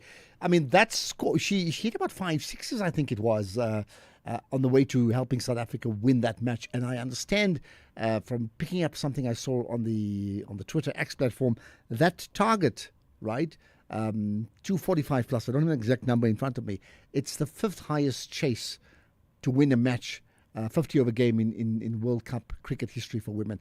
That tells you how difficult it is. And you're against India, the odds are against you, and you're 80 for 5, and you go out and win that. I mean, more of the same, please, South Africa, even tonight against Zimbabwe, seriously. Mbona in Mahikeng, hello. Hi, good afternoon, sir. Ashraf. Good afternoon. Yeah, Ashraf, we got a big problem in the country. Because why do we have different laws but one constitution? You see, when you hear commissioners saying the Hawks report to the Minister of Police, but the ordinary cases goes to commissioner. Why is like that? And why those crimes committed by high-profile people which need Hawks, when it goes to the minister and the president, then it got no results. It ends there. And we call all these police. Why is like that? Now I can agree with President Zuma when he's saying there's a law for Zuma and there's a law for other leaders in this country. Because the arms deal, Zuma been saying this Paul Sullivan should not be there on that case. Now I can understand the reason why former president been saying so. Okay, we I are got that. in big trouble here. You're saying two different laws. One constitution, two laws. Someone said the other day we have two different countries at times as well in Bona from Mahikeng, referring to things going on in Parliament. Let's thank you for that. Let's pick up on the comment on the ad hoc committee today. Good afternoon, Ashraf and the SFM listeners. I think when it comes to the ad hoc committee, it's a little bit unfair to General Masemola because I think maybe there are more than 10 members of the ad hoc committee. They spend the whole day questioning one person. So I can see that the general was a bit tired, but there's nothing he can do about it. It's unfair because even a radio presenter cannot be on air for more than 4 hours. So the general was on air for almost 7 hours without having to rest. So it's a bit unfair. It would be fair if they were to question him for maybe 3 hours a day, then they adjourn the sitting. Well, listen, I do concur with you on the one hand. I mean, even, when the general spoke, Mkonazi spoke, he went until midnight the other night, right? And, I mean, I agree with you. I wonder, because when I'm done with this show, I am much. You get it? I mean, we all get that word. I would be much. But having said that, if we shorten it, the amount of hours per day, that commission, first of all, I'm talking about the parliamentary one, but also the other commission that will start next week, that will extend. It'll extend by like months on end. And we really can't afford that, can we? Yeah. Hello, SFM listeners. Good afternoon. My name is Tulani Nzima Nkoron. Ashraf, anybody who believes that the National Commissioner must report directly to the President is misled, considering the following facts. Commissioner says that I reported the matter, or I had a disagreement on the how part with the minister, elevated or escalated their displeasure to the President of the Republic of South Africa. What did both parties do? They decided to ignore the poor police commissioner. So what difference is it going to make when they are reporting directly to the President, who has been aloof? Thank you. Okay, there we are. We'll pause on that for now and your comments, because we've got Nozipho Shabadala coming up after 5 as part of the fireside chat. But first of all, we need to get up to date with all the big stories in the world with the news at 5 with Greg.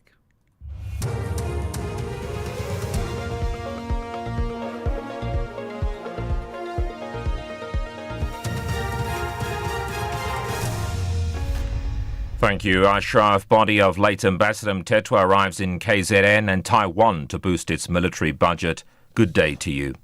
The body of the late ambassador to France, Nathi Mthethwa, has arrived in his home province of KwaZulu-Natal. It arrived at the King Shark International Airport this afternoon. Several speakers from both the ANC and the KZN government have been lined up to speak. From eThekwini, Mthethwa's body will then travel to his birthplace of KwaMbunambi later today. He'll be laid to rest this Sunday, with President Cyril Ramaphosa expected to deliver the eulogy. He died last month in France after falling from the 22nd floor of a Paris hotel. Investigations are underway on the cause of his death. The NPA says it's disappointed by the decision of the High Court in Johannesburg to grant controversial businessman Katiso KT Molefe bail. The court has granted him 400,000 rand bail, overruling a previous order by the Alexandra Magistrates Court north of Johannesburg. In August, Molefe had been arrested for his alleged involvement in the murder of Opa Sefoka, commonly known as DJ Somebody. The NPA's Pindim Joninwane. Today's verdict is one that is disappointing.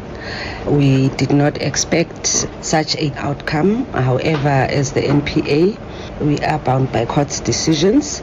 Going forward is for us to study the judgment, because we still hold the view that the lower court has actually considered all the facts that were presented before it.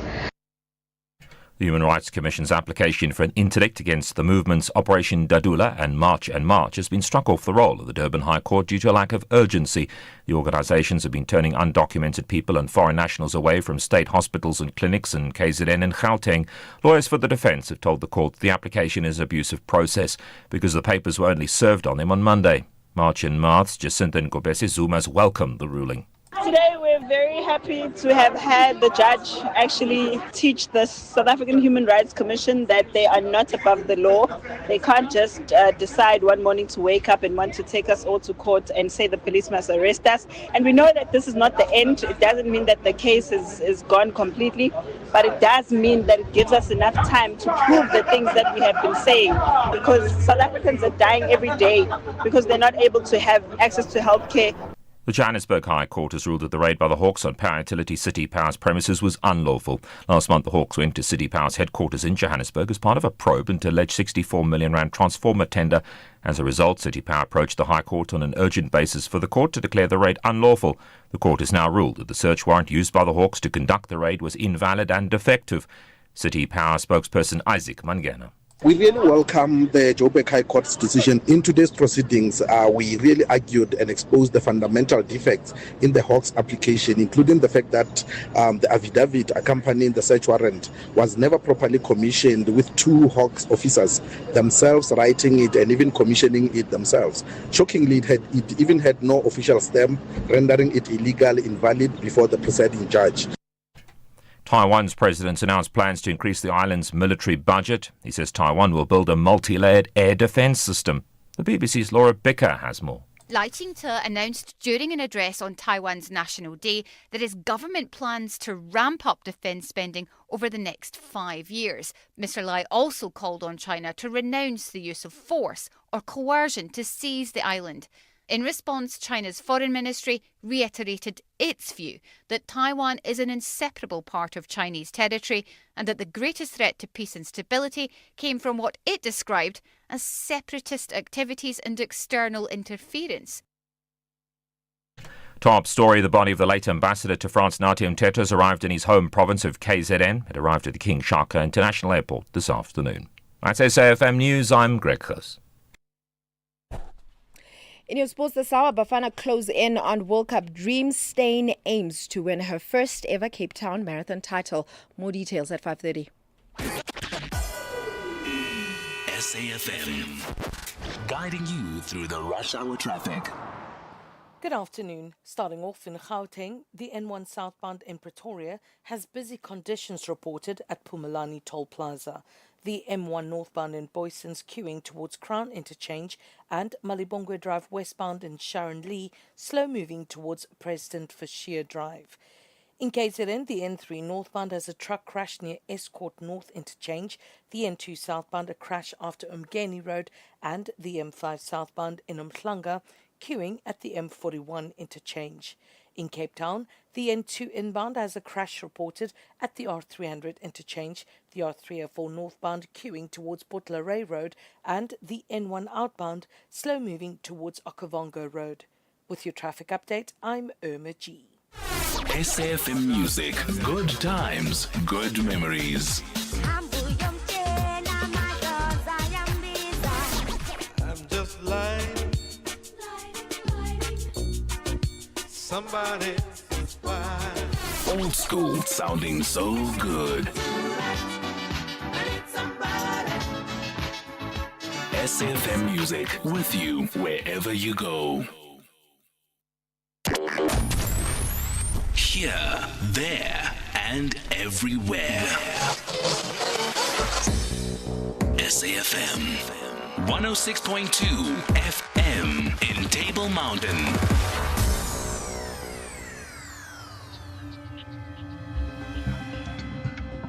The National Pulse with Ashraf Garda on SAFM. You're listening to the National Pulse, weekdays 3 to 6 p.m. So it's interesting thoughts. I mean, so, Tumi is the sports anchor. Nazi, I should tell you that. And of course, she gets excited about sport. I mean, that's her space. But 2 days ago, I told her that I'm going to have you here in studio and she better be here on the Friday and not decide to go somewhere else. And since then, she's not talking about Bafana. She's not talking about the Protea women's team and any other sport. All she's fussing about is you, and she has to meet you. So I've set it up perfectly, which I think, and I'm saying that because I think, and part of your book talks about expectations that people have of you and you, living up to that or maybe not living up to it. But the truth is you are, and this is the point I want to start with, you are so highly regarded. You are. Thank you. Thank you for having me. Thank you for making sure that Tumi and I connect. She's absolutely lovely. And I can't wait to hear more of her voice moderating even in the sports space and beyond. And I receive that compliment with a great deal of humility coming from you because, I'm a huge fan of your work and especially as a person who carries conversations on behalf of the nation. Oh, thank you. Very kind. Now, just to tell you, I mean, we first met up at the BRICS Summit 2018. Oh, yes, 2018, because we had not met before yes. that. In a strange world. I think Iman Rapeti was on the same conference. Yes. And, of course, I've known Iman for many, many years. And sometimes you just don't know certain people. So we've never met before that. And then, of course, you moderated. I think I emceed that BRICS Summit. And then 5 years later, we did the same, right? Yeah. But the point is, after 2018, we haven't stopped talking, meaning that since we met, we've always kept in touch over these years, even now. So absolutely, even if it's the random breakfast every couple of months. Yeah. But it's really nice to know that there's a community of people vested in conversation that one can always reach out to, because I think the space can get a little bit lonely. Our biggest criticism is we're in the business of talk shops, and every single opportunity that we get is about making sure that we are dismantling that perception that the work that we do, the conversations that we carry are consequential, that there is a direct, solid line to outcomes in policy or business models or strategy. Or for me, perhaps the most powerful outcome is individual behavior change and mindset change. And I think our work is set out for us in terms of how do we continue to show that, one, conversations are a science and an art, but two, one of the personal missions that I have been on is showing that conversation strategy is a profession and that conversation is actually a very strategic leadership tool. But I mean, that brings me back to the point. Initially, you were Nozi Mbanjwa, that's it. Yes. Then you got married, right?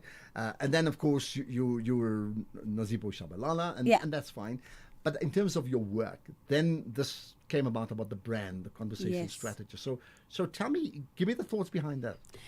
So, it was such an easy decision for me to take on my married surname. And I know this is going to sound silly, but I was so tired of going out into the world outside of South Africa and being called Nozipho, which first, of course, means mother of disease, which I don't want. And then the letters around Mbanjwa I went from being a Boucher to a Bagwa to all sorts of things. And then here comes this man and he says, how's about Shabalala? And I just thought it has a ring to it. Let me try it. So legally, I actually have a double barrel surname. It's a whole sentence, Nozipho Mbanjwa Shabalala. But socially and professionally, I just use Shabalala.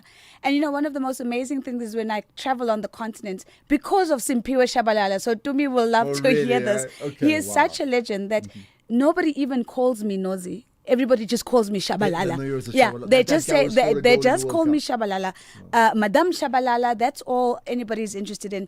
But away from the personal name, I think I came to a realization that if I'm going to really carve out this distinguished space of conversation strategy, I have a firm. I call it the Conversation Strategist. Oh, and before that, I was calling it Akwande Communications or something like that. I remember that. Yeah. I realized that you've got to name things for them to come alive. Then it's a brand. And the name needs to be more than just a sexy sounding play on words, but it's got to reflect the purpose, the meaning, and the ambition behind the thing that you're trying to build, bring to life.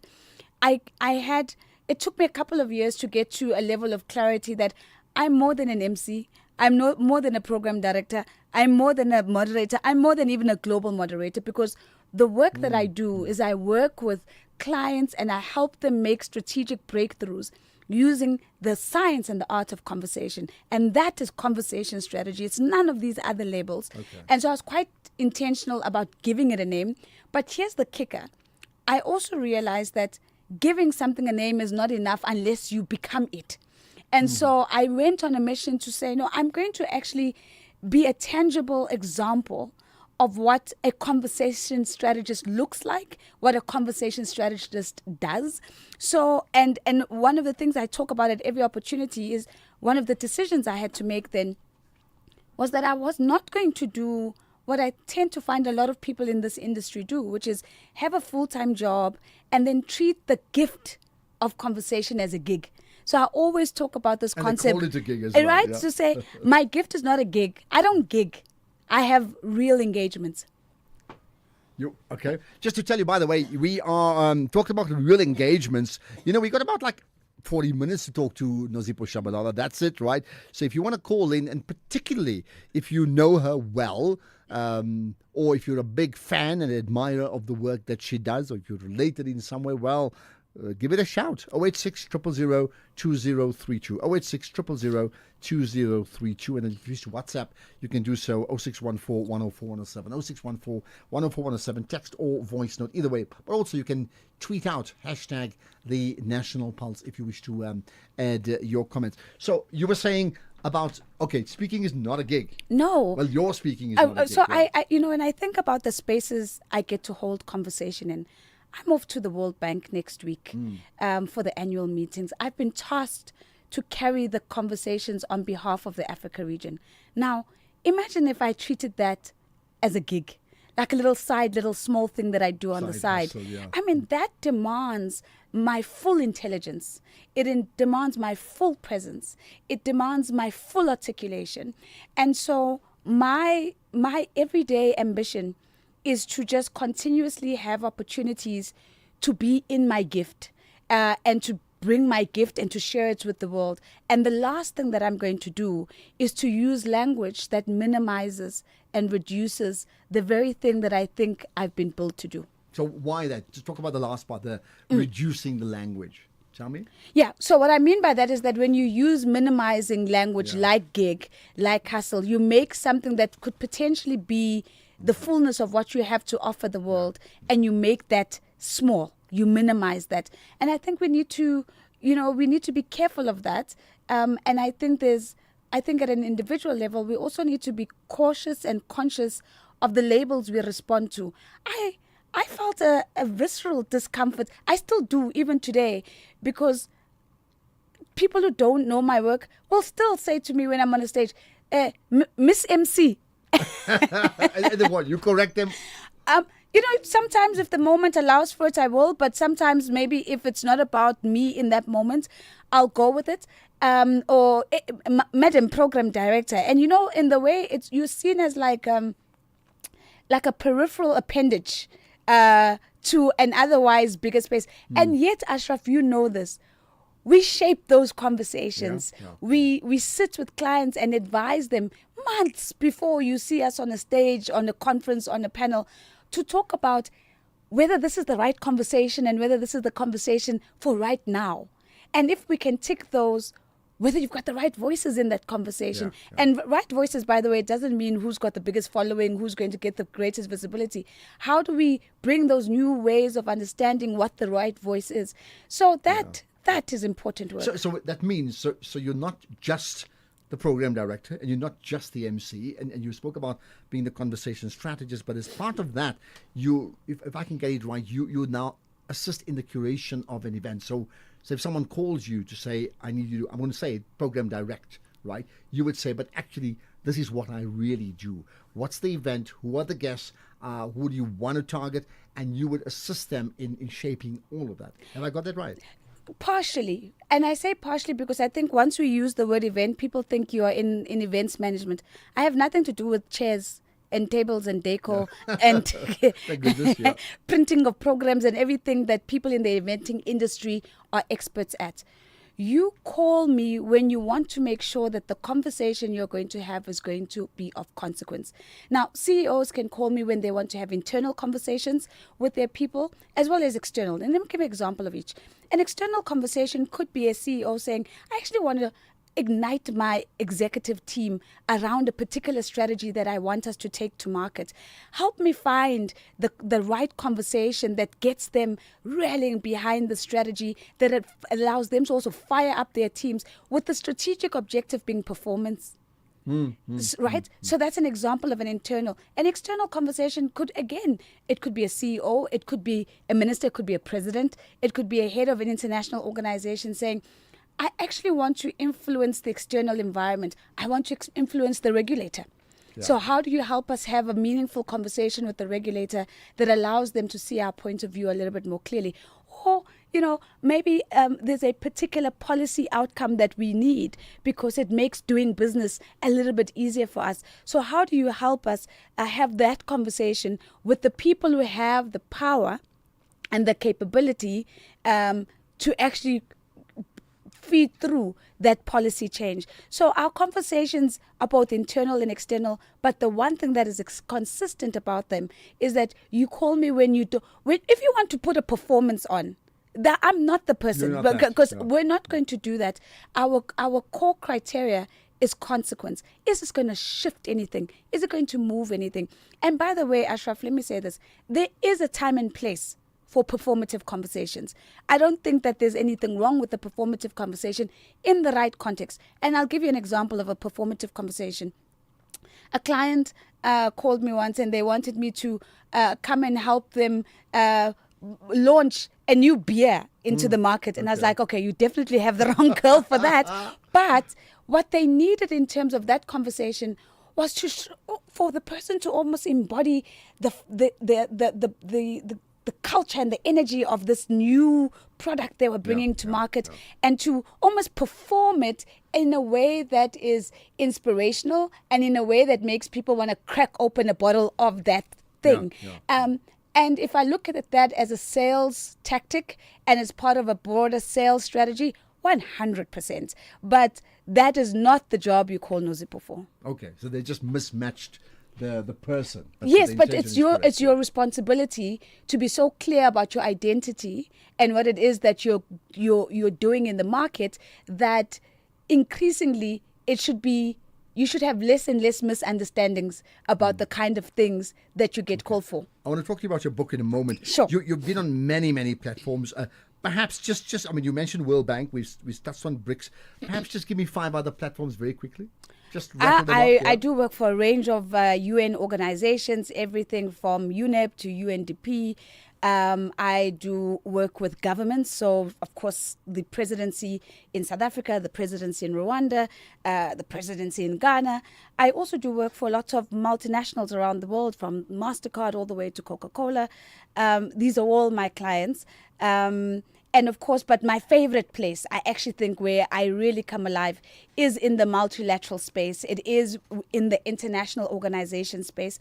I think it's because I'm academically trained in international relations, so I'm trained as a diplomat, and in fact that's what I wanted to be at some point. I thought I wanted to be an ambassador, and so it almost allows me to be in the diplomatic space even without the blue passport that they all wave around when they travel. Well, I can get what you're saying, because you are fated, whether they call you program director or MC, you know that there's a recognition. You're on the platform, you're having these conversations, and people get you and they reach out to you. I mean, I've obviously seen that firsthand with you, but I've had experience of that myself. I'll tell you what, I'm very interested. You spoke about, being trained, or the plan was to be this diplomat. Well, what was your journey? I'll talk to you about that and your book right after this. Get ready, Mzansi. Powerball has rolled over to a jaw-dropping 130 million rand guaranteed jackpot this Friday. Walala Wasana. Play Powerball for the guaranteed 130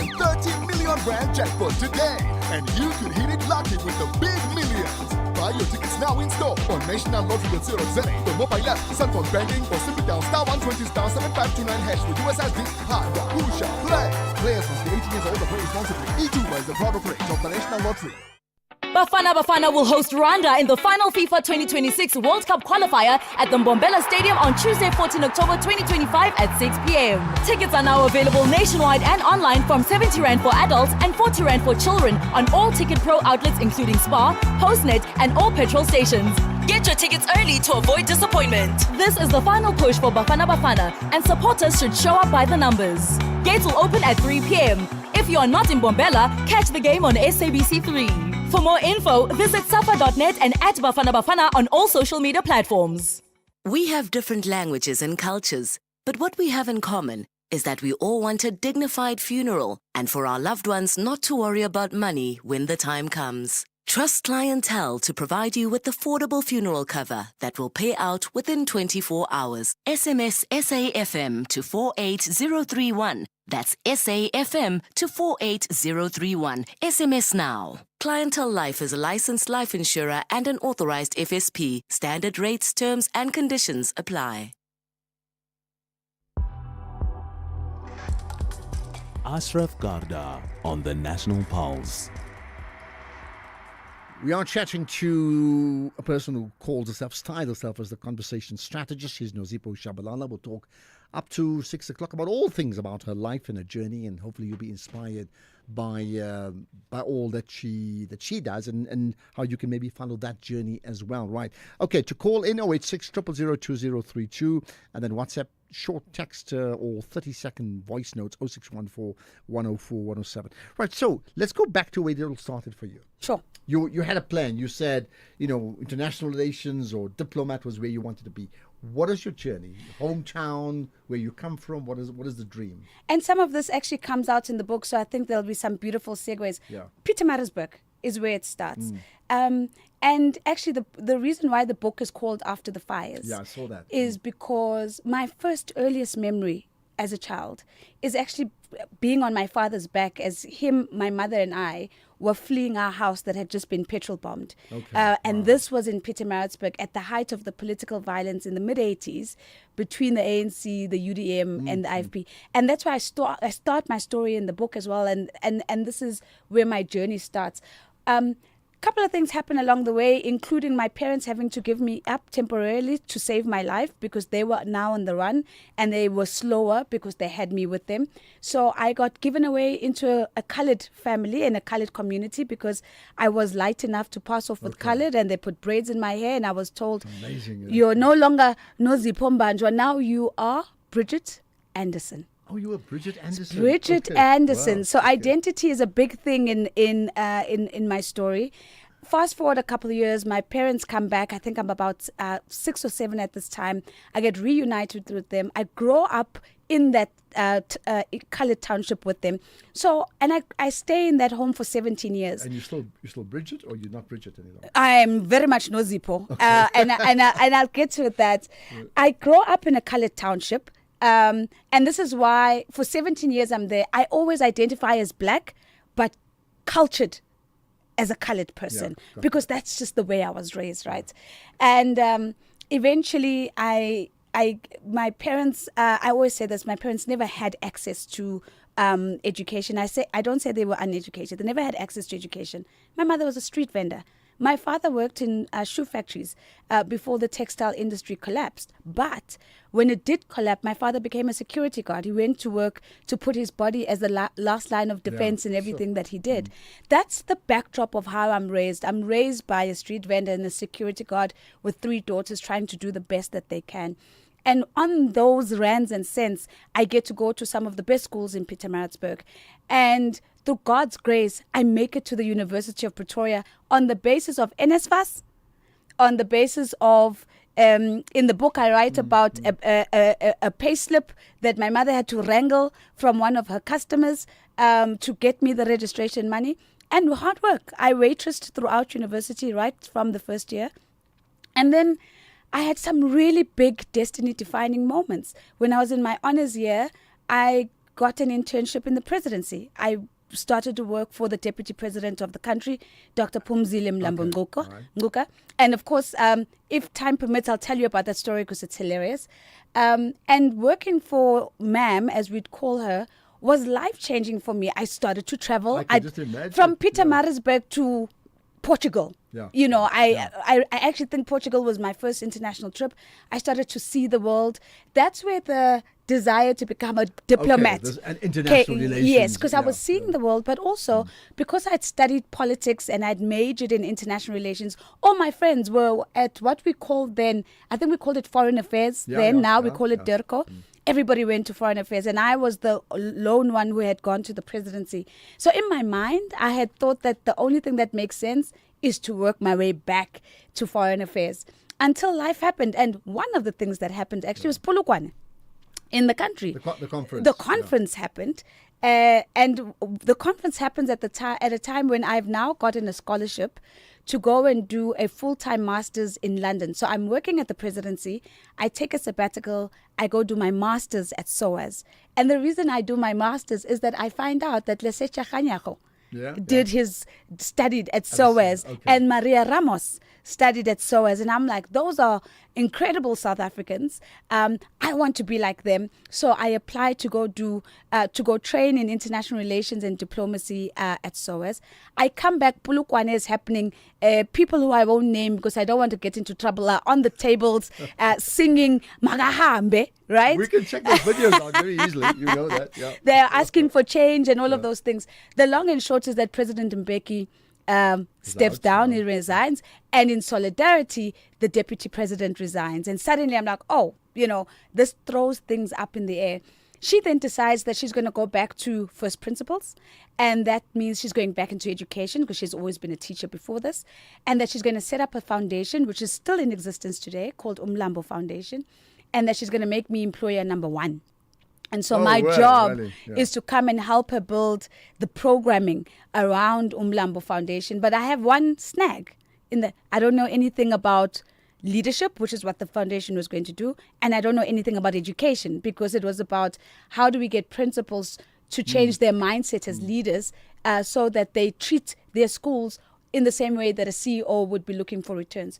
So to solve that gap in my knowledge, she identifies a program for me, and I end up going to Washington, D.C., and I spend a good part of the year, 2009, I think it was, because it was the year Barack Obama came into the White Office. So I arrived the week after Barack had been inaugurated in D.C., and I remember walking past the White House and thinking to myself, what are the chances that from Pietermaritzburg, and here I am on, walking down Connecticut and Massachusetts Avenue in D.C. I then come back into the country and I take up my job at the foundation, and I spend 3 glorious years with Ma'am, really learning and leading the team. And then I get the bug. And the bug is you've got government experience. You've now just spent 3 years in civil society, but you know nothing about the private sector. And I suddenly I also want, because the offices were in Sandton. So I'm seeing Sandton every day and everybody in their shiny suits. And I'm like, I want that. So eventually I decide that I'm going to go and interview at a range of places. And Ashraf, I call this the most humbling part of my life. No was all I'm getting. I don't want to call, I don't want to name the companies that refused to take me, but the long and short of it was people were saying, yeah, but you don't have an MBA. It would be so useful if you had an MBA. Or you've got this thing in international relations and in political science and so on. And yes, you've worked in for the deputy president, but you don't fit the box. It's taken me years to understand that was a compliment and not something that was wrong with me and not a deficit, right? But I eventually land at Tata, of all places. I end up at Tata. Right. At that time, I walk in at Tata, and all I think that they do is sell cars. But of course, they don't. Pause on the Tata doesn't just sell cars. And they're one of the biggest names in the world, I think, in terms of global brands. But let's get to the news headlines now. Just gone 5:30. In fact, here's Greg. Quick look at the headlines. Several ANC leaders have remembered the country's ambassador to France, Nathi Mthethwa, as a selfless leader. The National Taxi Council, Sintaka, has described plans to transition the fare collection system in the taxi industry to a fully cashless system as progressive and important. And the Deputy Transport Minister says empowering women in the transport sector will improve service delivery. There's a full update at the top of the hour. SAFM, guiding you through the rush hour traffic. Good afternoon. Starting off in Gauteng, the N12 westbound queuing towards the N1 Diepkloof interchange. The N1 northbound in Pretoria has a crash before the R21 highway, and Sefako Makgatho Drive eastbound in Pretoria queuing towards Baviaanspoort. In KZN, the M4 southbound has heavy traffic towards Sandile Tuzi Road, the N3 eastbound slow moving at Marion Hill Toll Plaza, and Bafana takes on Zimbabwe at Moses Mabhida Stadium. Kickoff is at 6 p.m, so expect delays on local routes. In Cape Town, the M7 checks Hadville Drive southbound and Mitchells Plain, queuing as you approach the R300 interchange. The M5 northbound has heavy traffic towards the N1 Koeberg interchange, and Swartklip Road in Khayelitsha has heavy traffic at Govan Bekkie Road. With your traffic update, I'm Irma Jean. This is SAFM Sports with Doming Khapele. To be like, so we've got Nozi in studio and you've got Bafana in 30 minutes' time. Go for it. Yeah, I mean, I don't know where must I focus my attention. But yeah, Bafana captain Ronald Williams says that the 3 points that have been deducted from or by FIFA after Tebogo Mokoena was illegally fielded has not affected the players' focus.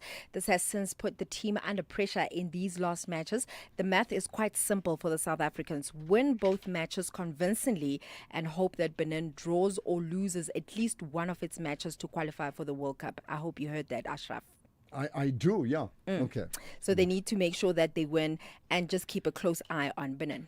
No, obviously it wasn't good news, but there's nothing much that we can do about it now.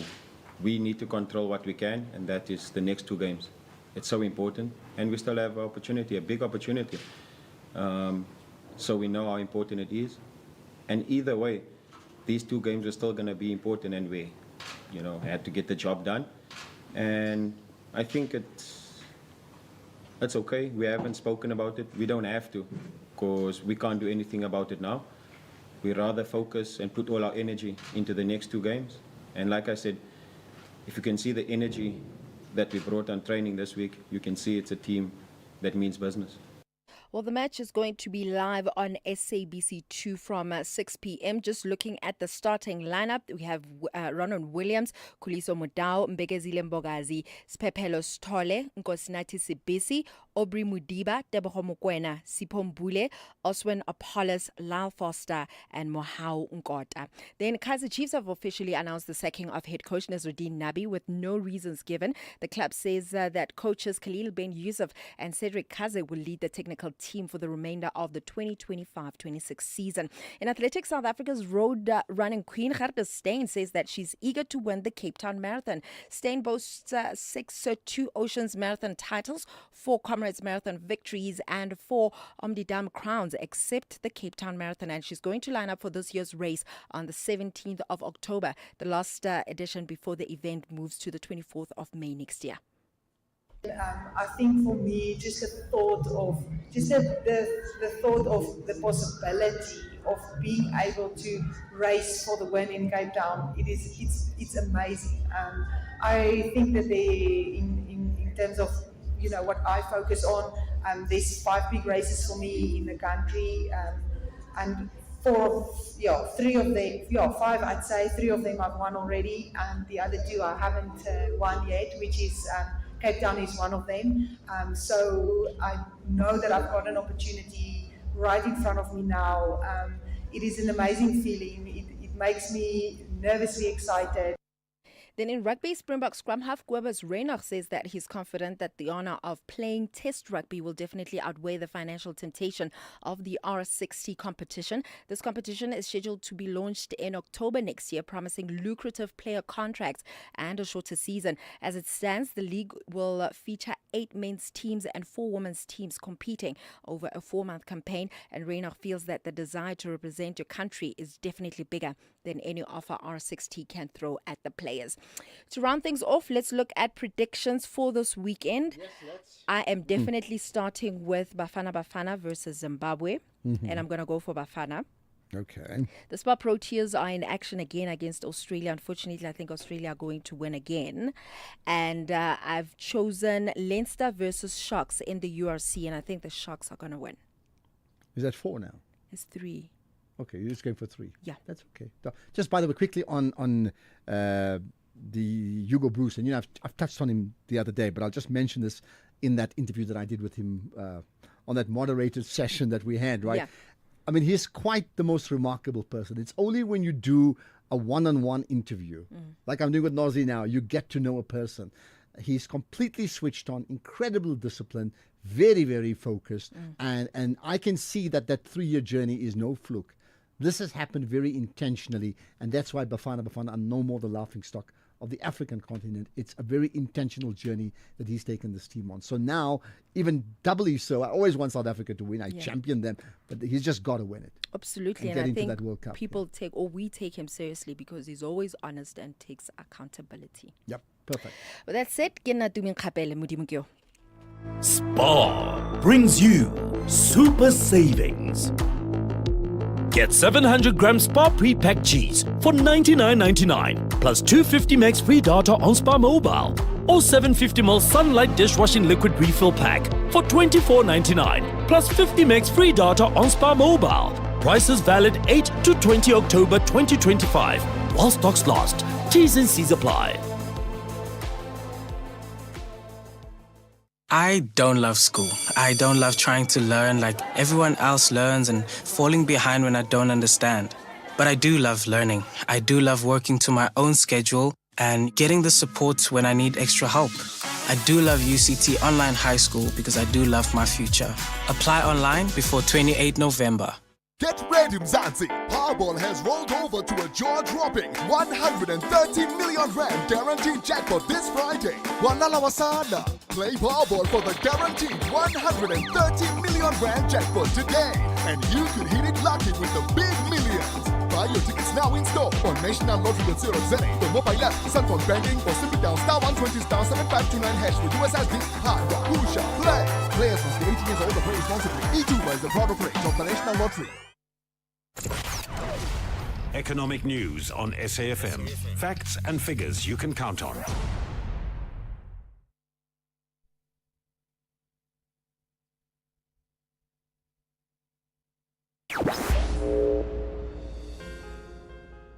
If we have rights, shouldn't we also have opinions?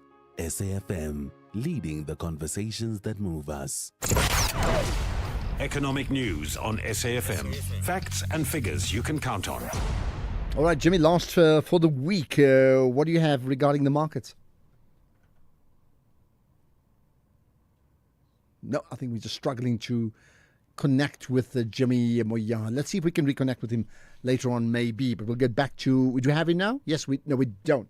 Okay, we'll get. Let's do this. Let's. Okay, Jimmy, do I have you there? Yeah. Yes, I'm here. Okay, go ahead. You've got your last take on the markets for the week. Yes. Good afternoon, Ashraf. Good afternoon to the listeners. I wish we were closing out the week in positive territory, but it seems as though President Donald Trump will not allow the world to enjoy a peaceful weekend. The U.S. government remains in shutdown. We know that we're going to get at least 14 days of shutdown with the long weekend in the U.S., but the statements made by President Trump on Truth Social have spooked the markets. He has threatened to potentially impose additional tariffs on Chinese imports. This was very surprising to the market, given that we were expecting President Trump and President Xi to meet at the APEC summit in South Korea, but it seems as though President Trump has now expressed that he no longer intends to do so, and the markets are spooked. Asian markets closed out in the red, largely due to some of that sentiment, but of course they would have been trading earlier into the day. We're seeing that sentiment filter, though, into the U.S. markets that are still trading at the moment, and they are also trading in the red. If we look at the Nasdaq, the biggest loser in terms of U.S. markets at the moment, down almost 4%, about 0.86%. Our own local markets, down about 1.6% in the case of the resources sector. Financials were up about 0.96%, industrials 0.18% in the red. The all share down 0.5%, the top 40 down 0.4%. The gold price back above $4,000 a fine ounce. It briefly dipped to around 3,980, but off the back of the risk sentiment that President Trump has now put into the markets, the gold price has rallied once again. Silver price still sitting around that $50 an ounce level. Platinum 1,642 or so. Palladium 1,475, back below 1,500. The rand weakening against the US dollar, back at 17 rand 45. We were at 17.15 at one stage this week, so not a good close to the week on the rand's part there. Price of Bitcoin, $119,000 a Bitcoin, which still is above the 2 million rand mark in the case of a Bitcoin because of that weaker rand that we're seeing there. A quick look at some of the other movements of the rand, giving back some ground against the euro and the pound as well. Back above 23 rand against the pound, back above 20 rand against the euro. Likely risk sentiment at the moment is trying to make heads or tails of what is happening in the US and of President Trump's latest sentiment. So emerging markets in this case would then be on the receiving end of some of the negative movements in the case of South Africa. We'll keep an eye on this going into next week and see what next week will hold for us. But for now, we'll leave it at that and see if next week's a better week. Right, have a great weekend. We will catch up on Monday, Jimmy. Thanks for that. Now we have another 15 minutes or so and more with Nozipho Shabalala right after this. SAFM. Prime time all day long. Right, so, listen, if you want to call in, that's fine. I want to talk more about the book, right? But before, in fact, I'll tell you what I'll do is, let me just touch on, so you said the book is called After the Fires, right? It's interesting when I first saw the title, you'd wonder, like, why is it that? But of course, you've explained that very, very well. But just before I take one of the callers now, you speak a lot about, about the gaps and seizing gaps and the expectations, something I said at the very beginning. There's an expectation that people have always had about you, and sometimes you can live up to it, and sometimes you struggle with it. Please tell me about that. Well, if I think about the concept of expectations, I think the first expectation is the one you put on yourself.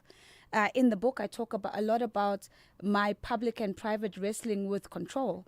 And one of the ways in which control shows up in our lives is in the expectations that we hold and the standards that we hold ourselves to. And it can slip into unhealthy territory when the expectation is such that it leaves no room for mistakes, for failure, for second chances, and leaves no room to extend grace to yourself.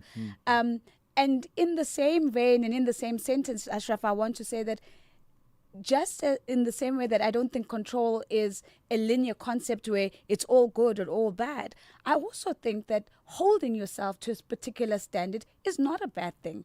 It's about an active decision that you're making about how are you going to show up in specific spaces, and how are you going to be experienced by people. So what is a quality experience of Nozipho, and how do I want people to remember that interaction? That is an active, everyday decision.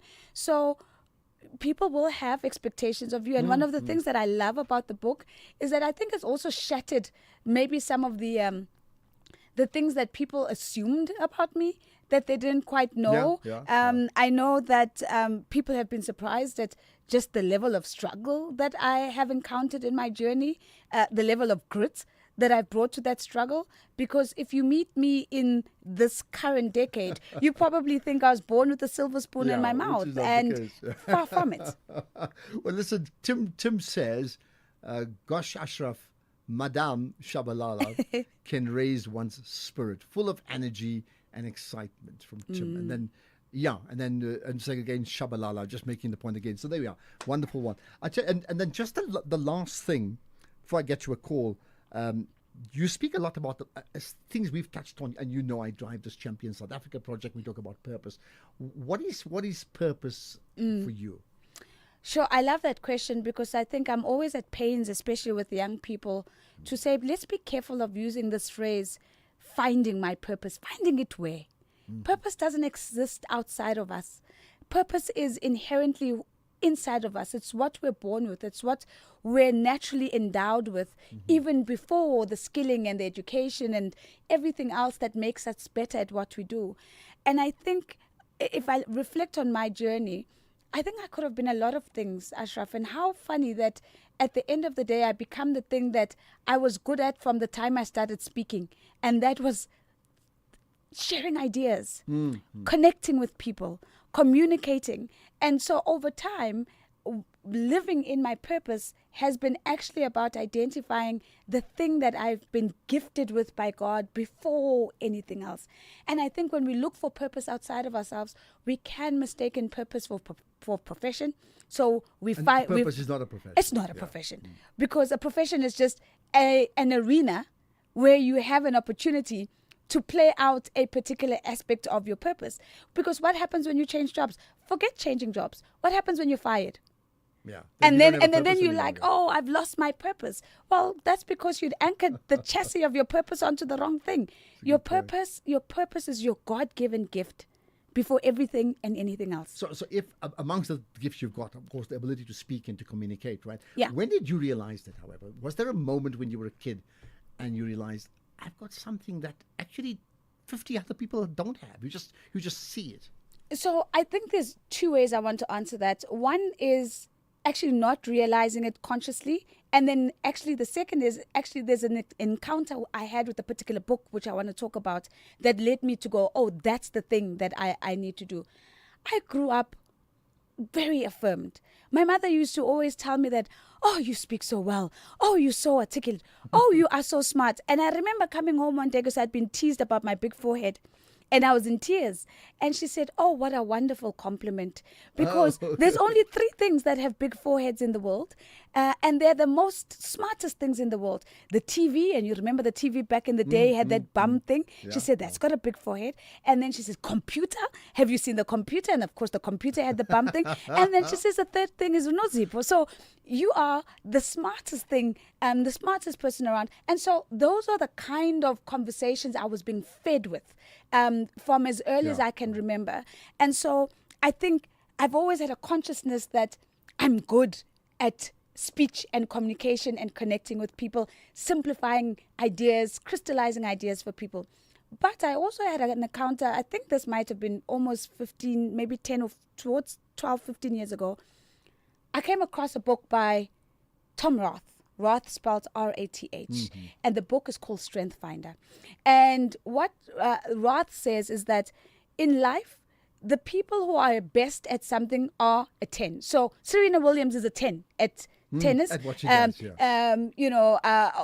Jamie Oliver is a 10 at cooking and so on. And he says, instead of spending every day of every week of every month focusing on the things that you don't have, the things that you could never be a 10 at, even with all your effort, what if you spent all of that time and all of that energy on the things that you are already naturally better at than most people, and allowing yourself the opportunity to shift from maybe a 7 when you start, but making being a 10 within reach.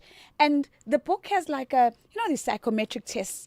And I went through that exercise, and it was like glaring off the page that my God-given strength lies in the space of connection and communication and moving people. And not playing tennis and not No, cooking. and not doing any of that. Any of those things. Wow. I must get the book. Everybody's going to Google it now. The Strength Finder. Strength Finder. Okay. Let's get to a call, right? In fact, what we'll do, we'll get to Victor right after this.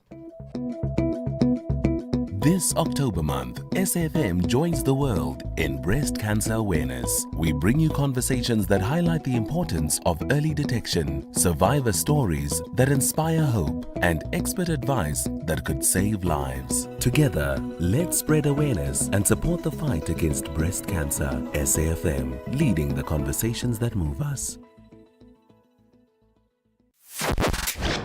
The Morning Brief. I think it's worth running through the numbers that lead you to the conclusion that South Africa's is the worst and most persistent unemployment crisis in the world. What does that look like? In 1994, 3.7 million South Africans were unemployed. Today, in 2025, we have 12.5 million unemployed. Now, we have fewer than 4 in 10 working age adults who get a job. This is not what happens in the rest of the world. That's Anne Bernstein, Executive Director of the Center for Development and Enterprise. Tulasizwe Simelane on The Morning Brief. Find the podcast at safm.co.za. Ashraf Garda on the National Pulse. And it's not just me on a Friday. Of course, I share it with a person. We have the fireside chat. And my guest is the CEO of the Conversation Strategist. That's the company, but she's this conversation strategist herself, Nozipho Shabalala. Right, we've got a call. Victor, hi. Ashraf. With that voice, it's the Victor. There's only one Victor who sounds like that. No, come on, man. You know, what a story. Nozi, I'm one of the people who thought they knew you. Obviously, I need to go to grade 1.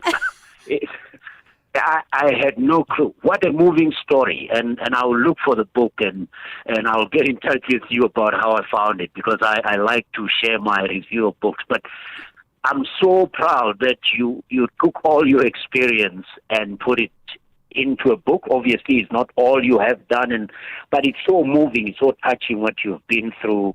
And to think that I'm one of the people who met you in Sandton, so yes. I thought, this chick from CNBC Africa, because I think that's where she was. Yes. Yeah. And yeah, it's just funny, Ashraf. I just had to call in and connect. That program director thing drives me nuts. When people call you to make announcements about the umbrella they found in the toilet, and and then the jacket that's missing, and stop everybody and tell them that they need to move this car out of the way. I say, find an announcer, because I'm not here to do that. But it's obviously part of the Jew. But the fact that you are talking about not taking and taking this seriously, the strength finder, I really am moved by this conversation. Wonderful. And it just tells you how little I knew about Nosy and how well you know it. And listen, we need to have another chat on air, you and I. I take it you are still open for business, like Africa is open for business. Yeah, Victor? You I see how tell you, strong, that's you see how all strong I your know. brand is. Yeah, Your brand is incredibly strong. Yeah. That's all I know. That's the only gospel I know. And when she talks about the things you're already good at, I realize that, hey, it's exactly that. I've been doing it for 23 years, and it's going to be hard to find any other story or narrative. But congratulations, Nosy, Thank and you thanks, so much, Ashraf, Victor. for bringing. And thank you for being an amazing big brother all of these years. Appreciate it so much. There you are. Lovely. Tell Ashraf about the journeys into Egypt and all that. We'll do it off air. I will find out. Thanks for that. Thanks for that, Victor. Thank you. Lovely story. I mean, there we are. So he found you in Sandton, and you were in that space. Here's another quick comment about work or question, maybe. Yeah. I'd like to ask Mr. Shabalala, in trying to pitch for work, especially international work, etc., how much do you self-censor, or how much do you need to hold personal opinions to yourself, especially, for example, in world politics? If you're now out there opposing Israel on social media, etc., won visas, entry to the United States, getting work from most of the international Western multinationals, all of that gets restricted. But there's your moral voice. Okay, very important question, I think. Yeah. Yeah, I think it's a great question, and I think it goes back to the core purpose and identity. I think I had the gift of being in a journalistic environment with CNBC Africa before I took on this business, and because of that experience, I was very clear that I am not a journalist. I am a conduit for conversation, and so, in fact, my opinion is actually not important. The more clear I am of a channel, the better. And so I try to the best of my ability to not lead with my own thoughts and my own opinions. But the beautiful thing about the kind of issues that we take on in the world is that if it's something that's enraging the world, you cannot not be enraged yourself. If we're talking about gender-based violence as an example, you're expected to have a view on that. So it's this really interesting space about making sure first you don't show up in that interrogative posture because you're not a journalist, you're not out to catch people out. But also when I share things online in particular, I share about the conversations I think we need to have. Not that this is my political view, because that doesn't serve me in my work. I think it's a brilliant question because there's a consciousness you need to bring about how you move in the world so that you can continue to be considered a credible vessel to carry different perspectives, so that even the people who disagree with you find you a safe space, safe enough for you to be the one that they want to be in conversation But with. would you risk losing jobs if you, because you have a certain persona? Of course, I've lost jobs that are inconsistent with my value system. I'll give you a couple examples. I was invited to come and do a major event that the strategic objective was to get a lot more young people vaping. Okay. I'm not going to do that. Right? And it doesn't matter what the rands and cents are. And so there are certain lines that I think from a values perspective, I do get cancelled out as like, she's not the voice, she's not going to bring the credibility that we need to this. But I also am very aware that it's also important to self-regulate and self-discipline and say, it would be really nice to be on the stage, but maybe I don't know enough about this conversation to even ask the right questions. And in acknowledging those gaps, to either step back and create the space for people who do know enough, or to go and know enough. And I have an example of that. I remember being invited to a private equity conference 2 years ago. I now do that conference. I mean, it was 3 years ago. I now do that conference every year. But I remember going, oh my goodness, I have to go back now. I did a second master's in development finance. And there was a module on private equity. And I was like, oh, I have to go back because I can't remember. How does this, how does the money flow? And when we're talking about, the principles, who are they and how do they relate to how the money flows? I had to go back to basics and remind myself about what private equity is and what it isn't, so that I could step into the conversation with a lot more confidence. You are not going to be the right person for every stage.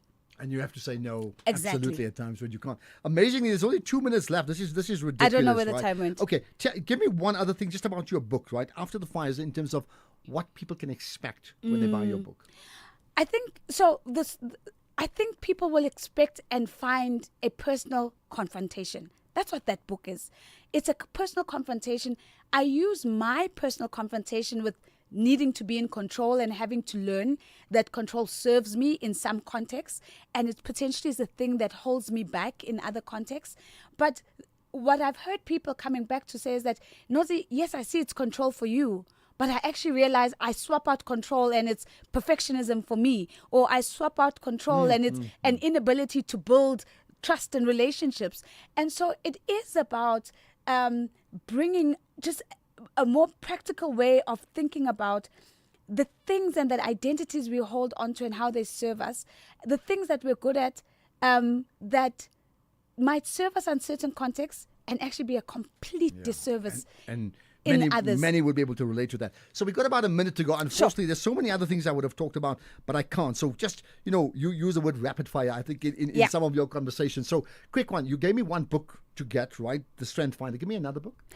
Read Ryan Holiday, The Struggle is the Way.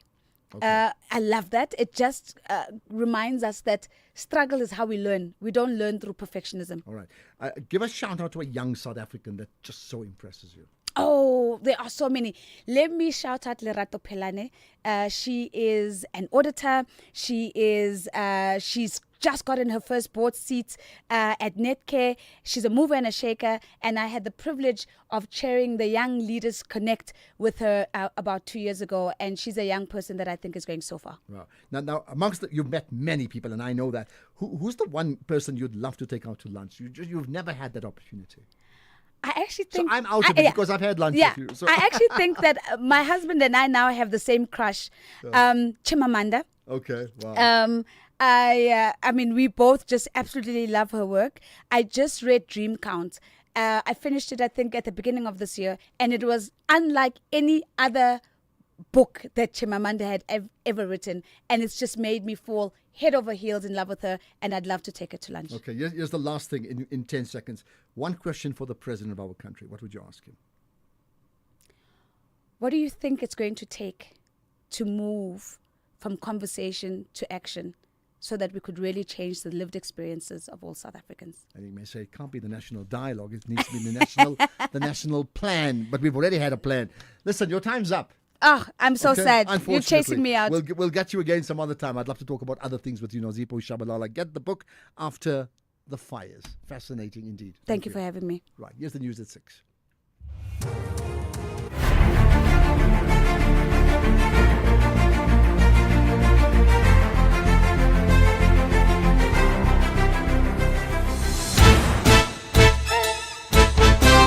SAFM, setting the nationwide agenda daily.